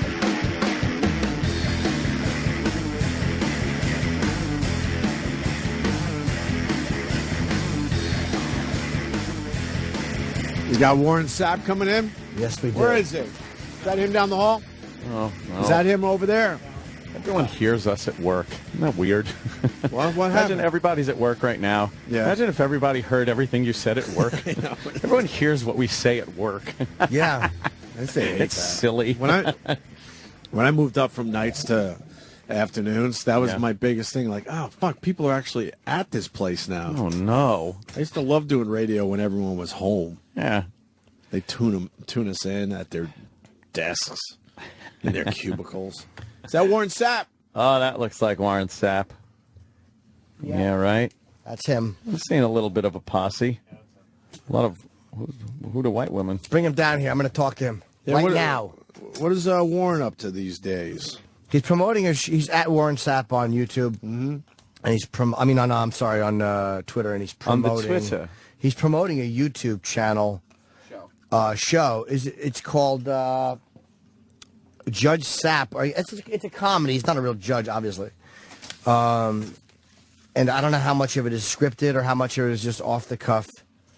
silly. Yeah. We'll ask him. Silly. What's he doing? What's he doing? All right, stop it. Is that Warren Sapp?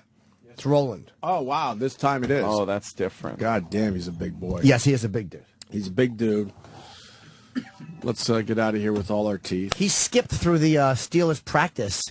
Went through their warm-ups. He was a bad sport for doing that when they were practicing. Oh, really? He skipped through. Yeah, he was kind of obnoxious. Warren Sapp. Yeah, he was a fucking...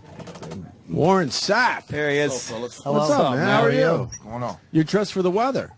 You're dressed all nice and casual. I'm always like this. You're always That like looks this. comfy. It does That look looks comfy, man. T-shirt, shorts. T-shirt and shorts, nice Fuck. lightweight. What are we doing? Listen, I'm a Florida boy, fellas. If you don't have a pair of shorts and a T-shirt, you can't come right here. Yeah. Got to know how to deal with the 8 heat. in the morning, it's 100 degrees and windows are sweating. Yeah. So this weather's crazy nothing out for there you, today. though. I brought the heat with me. You Yeah. did. Yes, I you brought did. the heat with me. It's Beautiful, slamming hot man. out There's there. nothing like New York when it's warm. The sun smell of dresses. urine. We were talking about Sundresses. Yeah. We weren't talking about that. That's no, we true, were talking though. about the nipples this morning. Oh. What? Yes, What happened? We well, were. No, that's true, yeah. Thanks. Yes, sir, buddy. I am on a whole man show here. Woo. Yeah, That's the way to get in. I like it. We were talking about how the girls don't wear bras when it gets nice and warm. They finally, Listen, they finally go, man, fuck a it. lot of the clothes go away when it gets warm. I'm telling you, New York is a lively city when it gets warm. Woo. Yeah. Are you a guy that'll say something on the street when you see a hot chick walking by? You know what? It's against the law to stop a chick on the streets in New York. Is it really? It's against the law. But not stop her, but will you say no, something? like unwanted advances, like Well, unless you're asking judge- for directions. you're a judge It's now. against the law. Wait, should even know the that. directions. She what? Even No. You're lost and you Anything go, other hey, than miss, directions. Any kind of, I would like the phone number, like to get That to know you. Any of that is illegal in New York. Y'all know this, right? I've been told. I heard that too, but I didn't believe it because every 5 seconds I fall in love on the subway. So it's a beautiful city. I'm just telling you. Are you just really how that, much? Are you that guy? Like, you just are you always looking? No, you're not choosing. So why are you looking? What? What happened? You've never chosen a woman. Neither one of us. All 4 of us fellas who think we're so smooth and suave and debonair. We've never chosen a woman. Even the one that you want to marry, you get on your knees, set up the night into a nice, probably a Caribbean island somewhere, get you a nice ring, at least 3 carats, all dressed up nice, and you're going to get on your knees and ask. And if she says no, you got to get your ass up and dust yourself off and go find another one because she don't want you. Yeah. You've never chosen a woman in your life. They choose us. They always choose us. Well, you were you went through are you You've back? been living that whole time and you didn't know it? You didn't get it? Oh, you think it's your watch or that plaid shirt you got on? Nah. She just wants you. You just happen to be standing there, brother. Trust me. Damn, I learned something from Warren Sapp today. Would you get Every day remarried? you learn something. Would you get remarried? Absolutely. Oh, you would. I'm not dying alone. I answered for you. I'm not dying alone. Well, you would do it again. Yes. I did 10 years. Almost 10 years. And See, it sounded like a prison It's sentence. exactly what I did.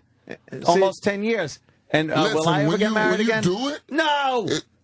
He wouldn't Never get, again. He wouldn't get married again. Swear. let me guess, you have no soft companion at night. You go home to Oh a yeah, but couch that ain't and no a television But it's and no direct marriage. TV. No marriage though. So you won't show up as, what's that man's name? Phil Shifley at your own. Yeah, right. At my your own funeral. yeah. I have direct TV too, but I need something soft beside me. No, absolutely. Direct TV's beautiful with all the channels, but something soft beside me just That's makes good, it all but you don't have worthwhile. to marry her. God damn, man, I lost so much fucking money because of that It's always goddamn cheaper to keep divorce. her. It's always cheaper to keep her, no doubt. Oh, man. You never know that until you actually let go. But yeah, I'll second that. Amen, brother. Oh, yeah, I hear you. Amen, brother. Oh, man. Did she rake you over the coals? Nah, I pretty much gave it up. You know, Oh, you did? You think you're gonna be a good guy, take care of her, the kids. Nah, it never stops. Yeah, I know. Me and you in the same boat, brother. I felt you. When He didn't have kids or a house though, and he got killed. No, I was just starting to make money too, and I went to the bank because I was going to take out half the money and leave her half. Oh, you were gonna do this yourself? I was going to go. You know what? I'm going to go. I to was the a bank. witness. I'm going I to take swear. out He half said, the I'm- money, Yep. and I'm not going to After let. you took that half, she took half of that. I What was left, right? No, I went to the bank to Listen take to half this, the money Warren. out. It was already all gone. She took it all. She beat him to the bank. I'm like, Took man, it all. No, Like left I you said, like I'll left say you it. $1.70, wasn't it? I'll say it to you fellas again. You didn't choose her. She chose you. They already have it laid out. Like if you're trying to catch your woman cheating, you have to plan for 2 years and get all her friends involved. Because they already have it mapped out. They're smarter than us. They can multitask. Did you feel ironic that your last name was Sapp at the time of your divorce? No, I got 2 P's. Double your pleasure, double your fun. Can't answer for that. I think you might have been asked that before. 40 years. I got to answer for everything. Exactly. All right, I'm gonna watch this YouTube that show. hurt. Listen, now I'm gonna watch this show. You have to watch this. I'm telling you, YouTube.com/The Knock. The real cases. All right, I got to ask you 3 fellas because I do this all the time. Do y'all know what a testicular inversion is? Uh-oh. Whoa. I got some eyes up. I woke you up. I'll tell you one thing. Sounds painful. Wait, let's guess. A testicular inversion. Yes. Does that mean they're inside because a woman kicked them inside you? There you go. You get kicked in the Johnny Cochran, buddy. And they That's go inside? one of the cases. Yeah, and it's supposed to go, and it's supposed to be pleasurable, as I understand it from this jiu-jitsu teacher that came into my courtroom. I'm telling you, these are real people. We had a guy on our show probably 10 years ago now. He got kicked in the balls over and over and over again. We were amazed how many shots this guy My took. stomach is hurting just to think about it. We were amazed. God. But And it only she hurts a couple of seconds later. She didn't hold. She didn't hold back either. She was nailing him in the nuts, Listen to and this me. guy loved it. Listen to me. This young lady that was standing in front of me in my courtroom said, Your Honor, I kick ass for a living, and I kick it good. She a dominatrix? Yes. Yeah. She said, sometimes I get a running start. Yeah, we saw this. It's called ball busting. It's called ball busting. They love it. Guys love it. No. They love it. Buddy came in and was like, I had a safe word. I say, that lets me know right there you want to go too far. If you going somewhere and paying for a service and you need a safe word, you had way too... Did you ever have a mishap with a cup or anything where it didn't work and you got hit? That's only in baseball. Oh, yeah? Is it? A jock does everything you need in the football sense. Really? That's why we don't wear thigh pads and any of the other stuff. You know, waist down, you good. Yeah, you never an errant elbow when you fucking get nailed. No, a knee in the bottom of the pile like that. That'll happen to you. Wow, just hurt my stomach. Yeah, again, right? I'm telling you, man. If the wind blows hard, you know, brother, I'll shrivel up and run in the corner. Come on, man. Now, what kind of credentials do you have as a judge, sir? Wait a minute. We're questioning Wait you. a minute. I'm questioning You're that. questioning my common sense and my ability to dispense fair justice? Never. He never is, your and common sense. I don't care for that questioning. I've been in a locker room full of 80 men. Oh. You know what I'm saying? Don't bring sexy into this conversation. Wow. They say 1 in 4. Now I see why.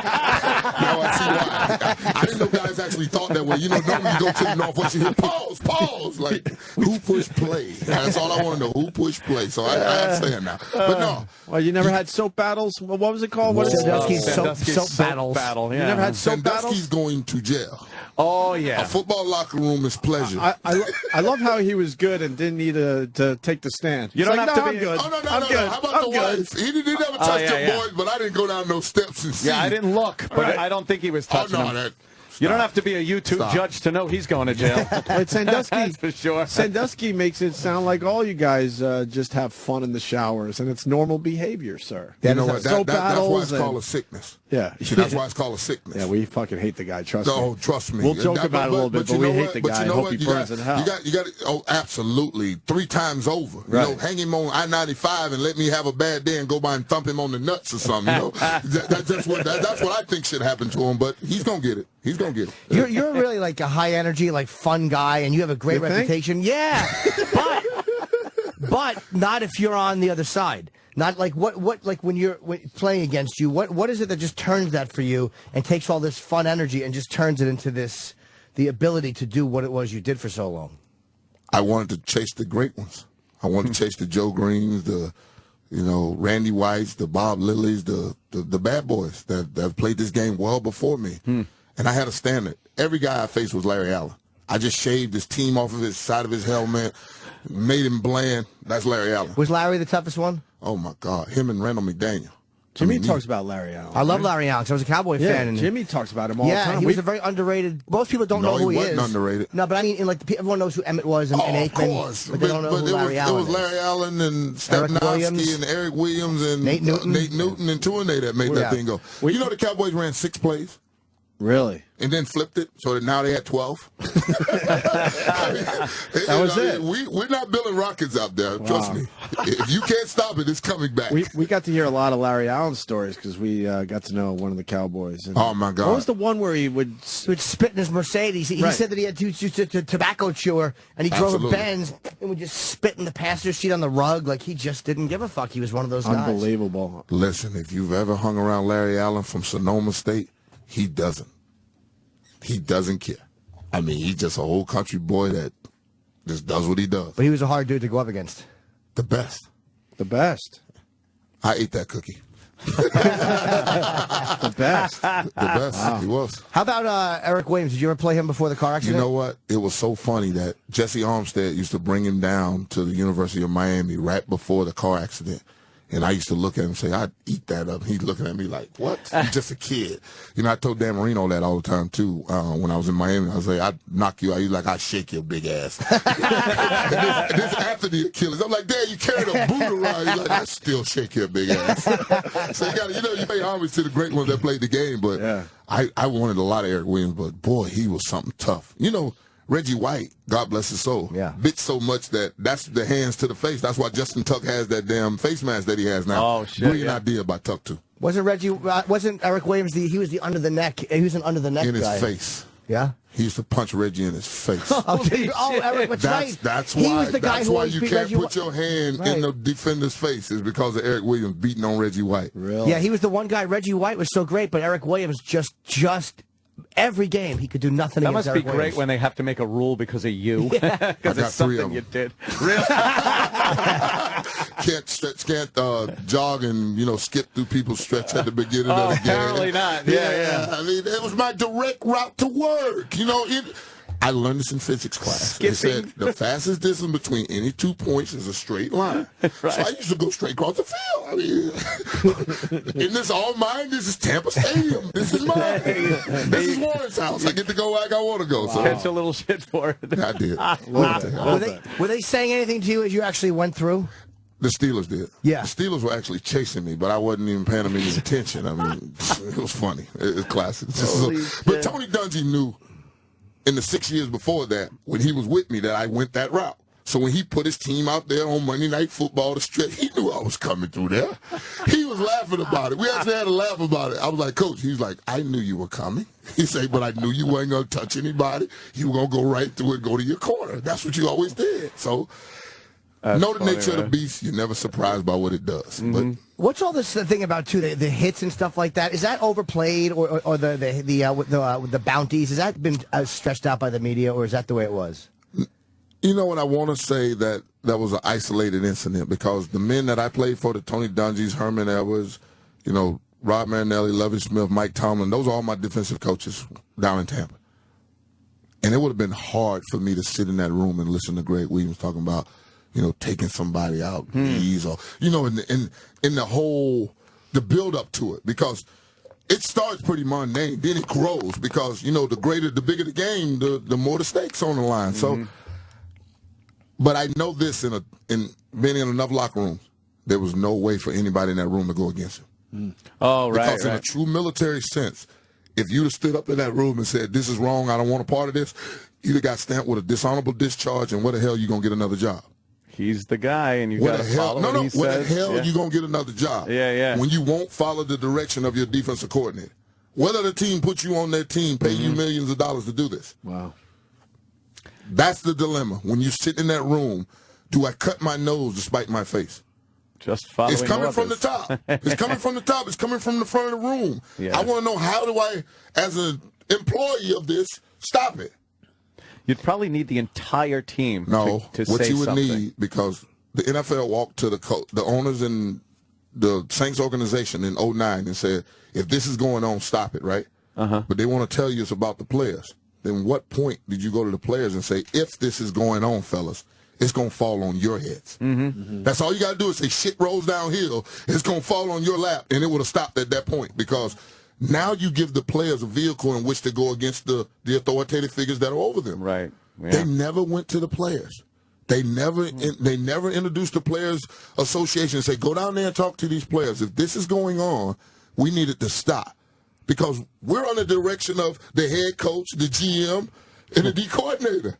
How do I go against the people that are paying my salary and feed my family? You can't. You don't. Because you will never get another job in this league. So, Did you say that? Did you say Jeremy Shockey was he was kind of the guy that came out? Was that incorrect? I know only half of that story. That's why I'm asking you. You only know half the story. Yeah, You only read a little bit of it. That's we'll it. That's it. Yeah, no, you're right. I will go around. Different route. The thing was, a source told me what that was. And the thing I did, I brought it on a street level and brought it down with the word snitch. Yeah. And that's what I apologized for. Oh, you did apologize? Okay. No, I told Jeremy right to his face. At a Heat game in the back, I saw him face to face. Because I put it on a negative connotation on something that we're sitting here talking about how do you stop it? You see what I'm saying? So how do you stop something that it pretty much going to cost you your job and you'll never have another job? Because Vilma and Hargrove, how do you sign a dude to your team that's not going to be there for the first 8 weeks? He don't make my team. Yeah. I can't count on him for the first 8 games of the year. And if I put him on my roster week 1, that guarantees his salary because he's a vested veteran. Oh, really? If you put him on week 1, you gotta take care of him for the entire salary. Time. That exactly. Even if he's so he not don't there. make a week 1 roster. How do you put him on your team? Wow. He's gone for 8 weeks. Now, how you gotta bring a guy back that's 8 weeks into the middle of a season? Shit. We're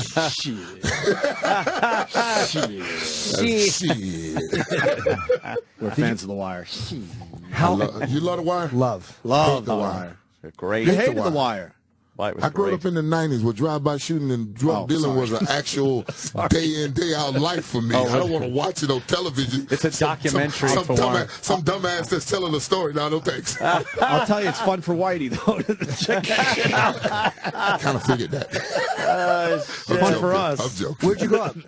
Right outside Orlando. A small town that doesn't exist anymore. It used to be Plymouth, Florida, but now it's a pop. It was a rough neighborhood? No, it's country. Oh. That was the thing. That's why I didn't go to Florida State, because Bobby Brown, it was 90s, drive-by shootings and everything. So he thought I lived in, like, the ghetto. I'm like, I'm a country boy. I got 250 people in my town. We only have a stoplight, no McDonald's. I mean, this ain't no gang-related up in here. I mean, we ain't have enough people to form a gang, I'm the baby of 6. There's more people in my family that'll fight in this town. It was crazy. So it's just one of those deals. I'm just a country boy, man. Why is Florida such a great football state? It's 80 degrees at 8 o'clock in the morning. Yeah, but there's other states that are warm and shit. Which one? Arizona. It's like L.A., Arizona. They don't do immigration laws very well out there. I don't like the brown man. A lot of good football comes out of Florida, though, man. It's just what it is. I mean, we're talking about a lot of dirt, muck. Down in Belgrade, that muck was thick sand, and that's what we run in. So, right. And we run all year long. I mean, y'all love basketball up here in New York. I mean, you love basketball, lacrosse, and baseball. All the, you can't play baseball in Florida in the middle. What? That's why they have spring training in Florida, and they get the hell out of there. Yeah. You'll die in the middle of the day at 100 degrees with that humidity. But running around on a football field seems to be worse than playing baseball if you're a kid, no? No, that's a man sport.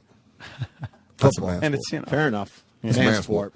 Well, you get a round ball with a round bat. I know they say that's the toughest thing to do, but it's boring as hell. Yeah, you just stand around half the time. Exactly. If you ain't the pitcher, you ain't working. The pitcher or the catcher, you ain't working. Right. I used to be a first baseman. Excellent.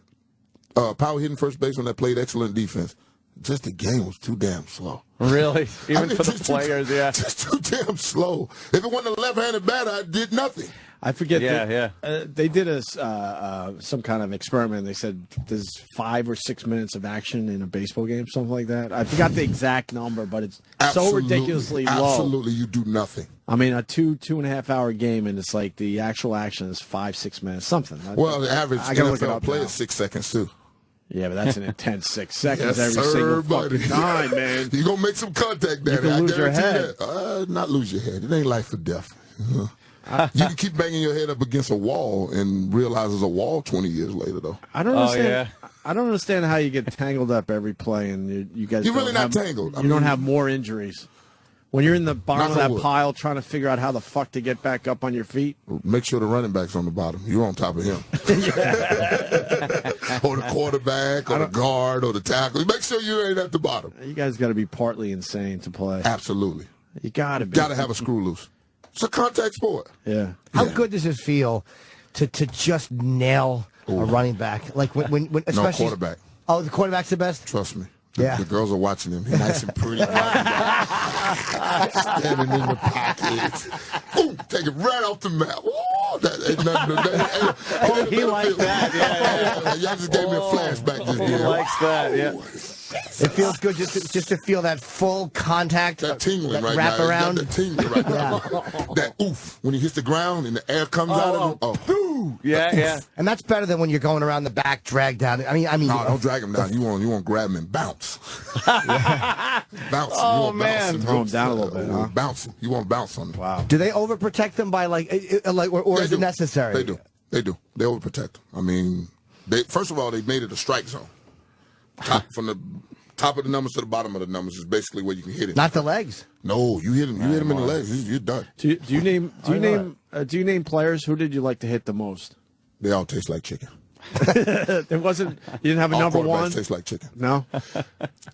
It was Favre because when Dungy got there, Favre was a 3-time MVP in my own division and a world champion. So. Right. That felt good to take him down. If we wanted to, that felt good. If we wanted to pull Tampa out of the basement, we had to pass Green Bay. So Dungy made him the target, so it was easy for me. Hey, he did great for the Jets. So, What did Jets do? Just end the season? Huh? What did Jets do? Just end the season? How was he there last year? 2 years ago? Yeah, he's been. Y'all were 9-3, and the wheels came off, right? Yeah, or am I missing exactly something? Right. Oh, I thought so. What do you think of Tebow? You know what? He's a hard guy to figure out, right? Very hard to figure out because you want to follow him. I mean, I'm like everybody else. I mean, you love his enthusiasm. I'm a Jets fan, so I'm like, I understand. And you're like, I'm not sure. I know you're not sure because when you see him as a football player, you're like, yeah. But I understand the heroics. If I can just get the heroics without the 55 minutes of bad football, it'll be okay, right? Just give me the end result. Don't tell me about the labor. Give me the baby. I understand where you at this point. Because when he gets it done, man, he makes it exciting. Here's the question I have for all Jet fans. Yes. We were told Mark Sanchez has it. That's why we moved up to draft him, right? Tim Tebow has it. When it versus it, what it wins out? Tebow. Sanchez doesn't have the confidence Tebow has. And you can have confidence, but you need skill to play this game. But I think because we all think we walk on water. There's no doubt about it. I promise you. Even the 53rd dude on the roster thinks he walks on water because he's less than 2% of the population. So the confidence is there. Yeah. There's nobody on an NFL football roster is lacking for confidence. You made it there. But Sanchez has a whole head game thing happening. It seems. And it's gonna split the locker room. I think first home game.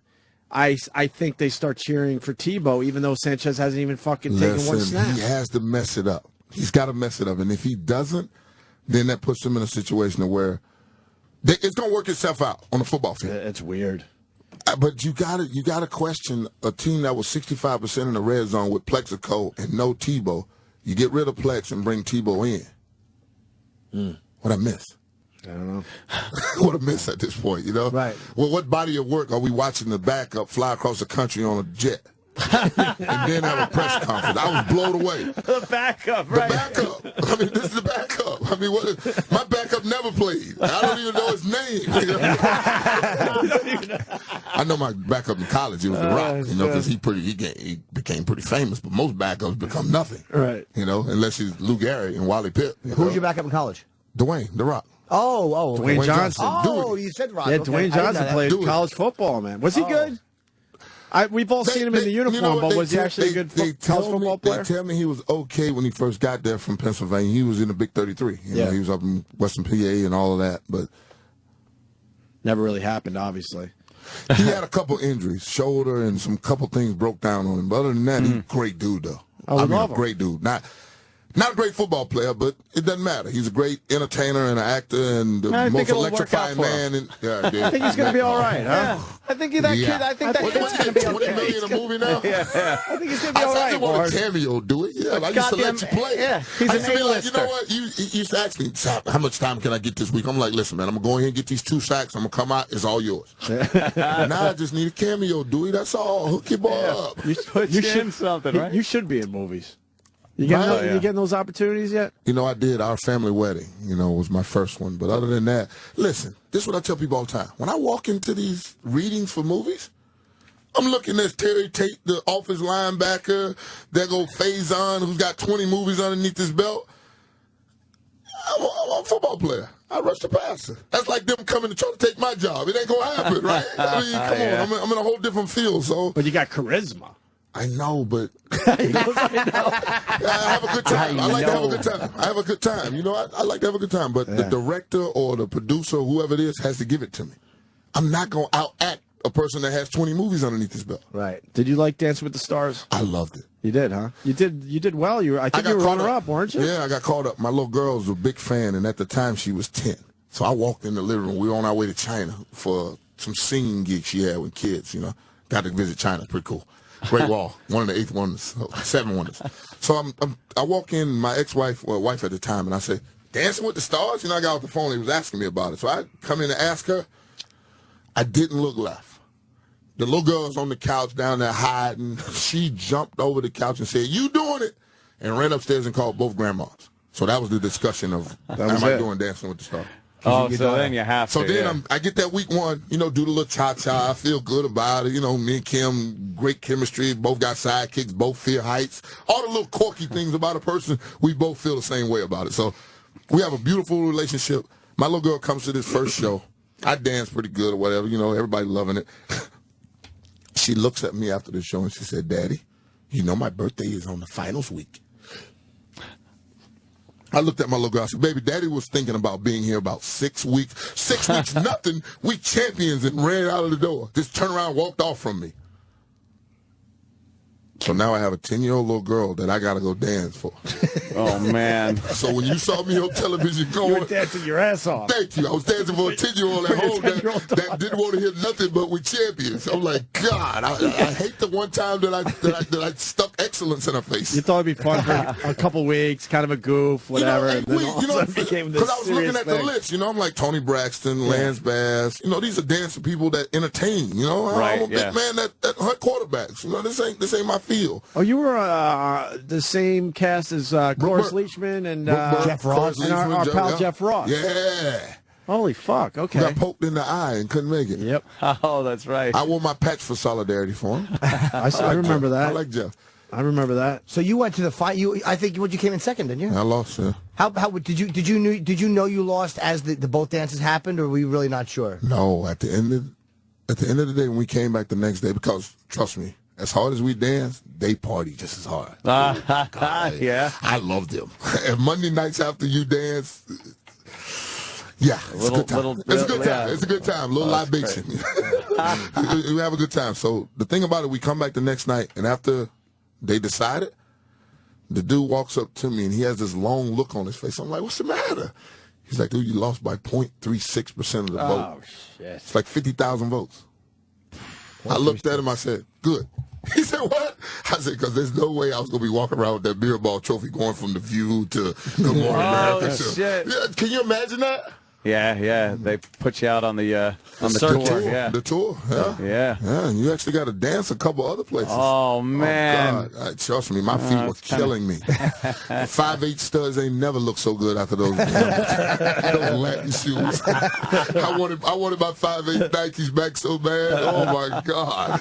Jeez. We haven't even talked about the show on YouTube. Well, I mean, a little bit we did, I guess. Judge Sapp. But it's a comedy, and it's obviously you're not a judge, but is it just kind of, it's your personality? Did you say what? I got my robe and my gavel, and I'm in my courtroom. Why ain't I a judge? Well, I wasn't saying that. I said, obviously, you're a real judge. So you can knock his teeth out. He's close to it. Okay, good. You know, we would understand. You know, I used to be a growling grizzly bear. I don't have any claws anymore. I don't maul people. I'm just a big teddy bear. Yeah, you can grab him and hug him and shake him now. He's I think a slap from Warren Sapp would be horrible enough. You want to take one? No. No. Nah. Jimmy takes moves from UFC. I'm not aggressive at all. Yeah. No. Sundays are over. Yeah. I used to have a lot of fun. Sundays are over. How'd you get out of that? I have a 3-hour license to kick ass. How'd you It's been get out? almost 5 years. I got a good question. How did you get out of that mindset where you're just chill? You gotta let go. You just let it go. But I how? tell you this. I bet you it was hard at first. The Dancing with the Stars really helped. Because if they don't watch Monday Night Football, guess what else they're not watching? Sunday football. Because we look for Sunday to get to Monday, right? Mm-hmm. I mean, it's just a process. And if you don't watch Monday night when there's only one game on, you definitely ain't watching when there's 16 on, right? Trust me. There's a whole different audience. There's grandma, moms, aunties, you know. There's a whole different spectrum. I mean, It's fun. You loved it, right? Oh, my God. His ladies grab me on the street and be like, twirl me.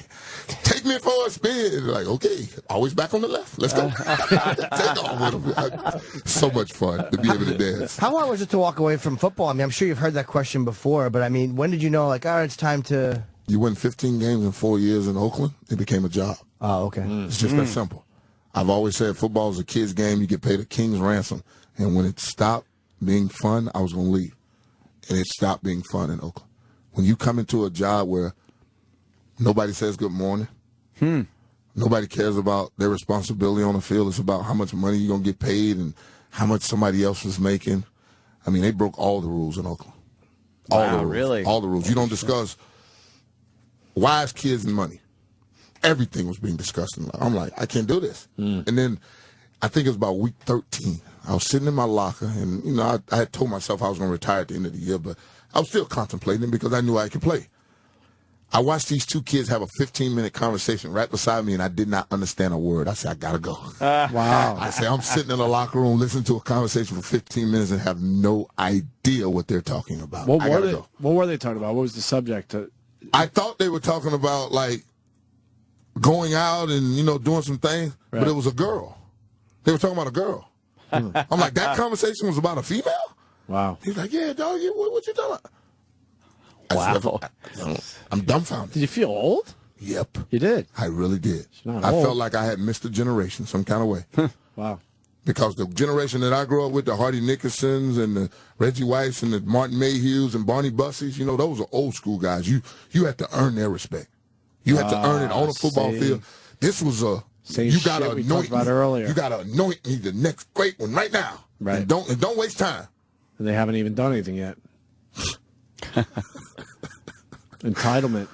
Absolutely. We talked about it early. We talk about it all the time on our show. This generation we is rank entitled. these kids. We rank these kids the best 12-year-old in the country. How the hell is that possible? Right. The next Earl Campbell, the next this, what? How about the first whatever the hell you are? And then show me for about 5 years, and then I'll be like, okay, now I'll go get this jersey. And, you know, there's a pecking order. I didn't the get whole it. world's like that now, though, Warren. It's everywhere. I got it. You understand? It ain't 15 minutes, it's 15 seconds. Really? It ain't 15 minutes of fame. 15 seconds, that's all I need. 15 seconds. Right. Just a little blurb. And they'll do anything to get it. Now we're all set. Now we're ready. Now we're set. Now we're ready. We got Now the we're world in order. Judge Sapp. Yeah, YouTube.com/The Knock. You got to subscribe. I'm telling The you. Knock, the NOC, and it premieres next week on YouTube. If you go on YouTube and just look up Warren Sapp, it'll probably take you right to the page. No, but if you Google it, The Knock. But that's the page you'll click / on. the Network of Champions. Well, people, Google the Network of Champions. just in case they're not writing this shit down. Yeah, if they're in the car or you know something, what I they'll mean? remember your name. They might But remember the where to Knock go. is, like Jimmy said, THE, the, and then NOC for Knock. Network of Champions. You're a very entertaining guy, okay. though, and I imagine it'll be fun to watch you because you're I a promise big, you, larger-than-life you guy. subscribe to that Knock right there on Judge Warren Sapp, and you won't regret it. You'll be dying laughing. You'll be calling a friend. You got to see this. Okay. I promise you. And it premieres next week. Any time in particular, or is there no time? That's the beauty of YouTube. You can watch your favorite show whenever you want. After beginning of the night, when you wake up in the middle of the night, you can't sleep. You're on your way into the office. Pop it on and give me an hour. Yeah, give me an hour. Trust me. Just give me 60 minutes. You know, you give me 60 minutes on Sunday. Give me 60 minutes in your living room, and you'll love it. Okay. What else you working on? Anything else? My book comes out August 21st. Sap Attack. You come back for that? Yeah. Yeah, come back for that. Come on, fellas. Don't come to New York. I'll come back and see y'all anytime. This is a place where I can say shit. Yeah, we like it. We actually prefer it as soon as you walk in. I like it. I like Warren Sapp. Well, we'll see you in August. Good luck. I guess we're ending. Yeah, we're out of time, I guess. Oh, it's 10. It's almost 10. Judge Sapp premieres next week on YouTube. The channel is the NOC, so I guess subscribe to it. Yeah. And at Warren Sapp on Twitter. Ooh. What happened with that? Come aboard. That's me, unadulterated, raw. That's me right there. You don't follow us, so we're not following you. Wait. Yeah, that's my rule, too. It looks like we're in a real Mexican standoff. So now we follow each other. That's what we doing now. Because I was like looking for y'all app this morning when I was going to say I'm on my way. I'm like, hey, they don't follow me. Oh, I'm following you immediately. I'll follow you back. I do it. I do a good job. I do. I like Warren. Great Warren Sapp.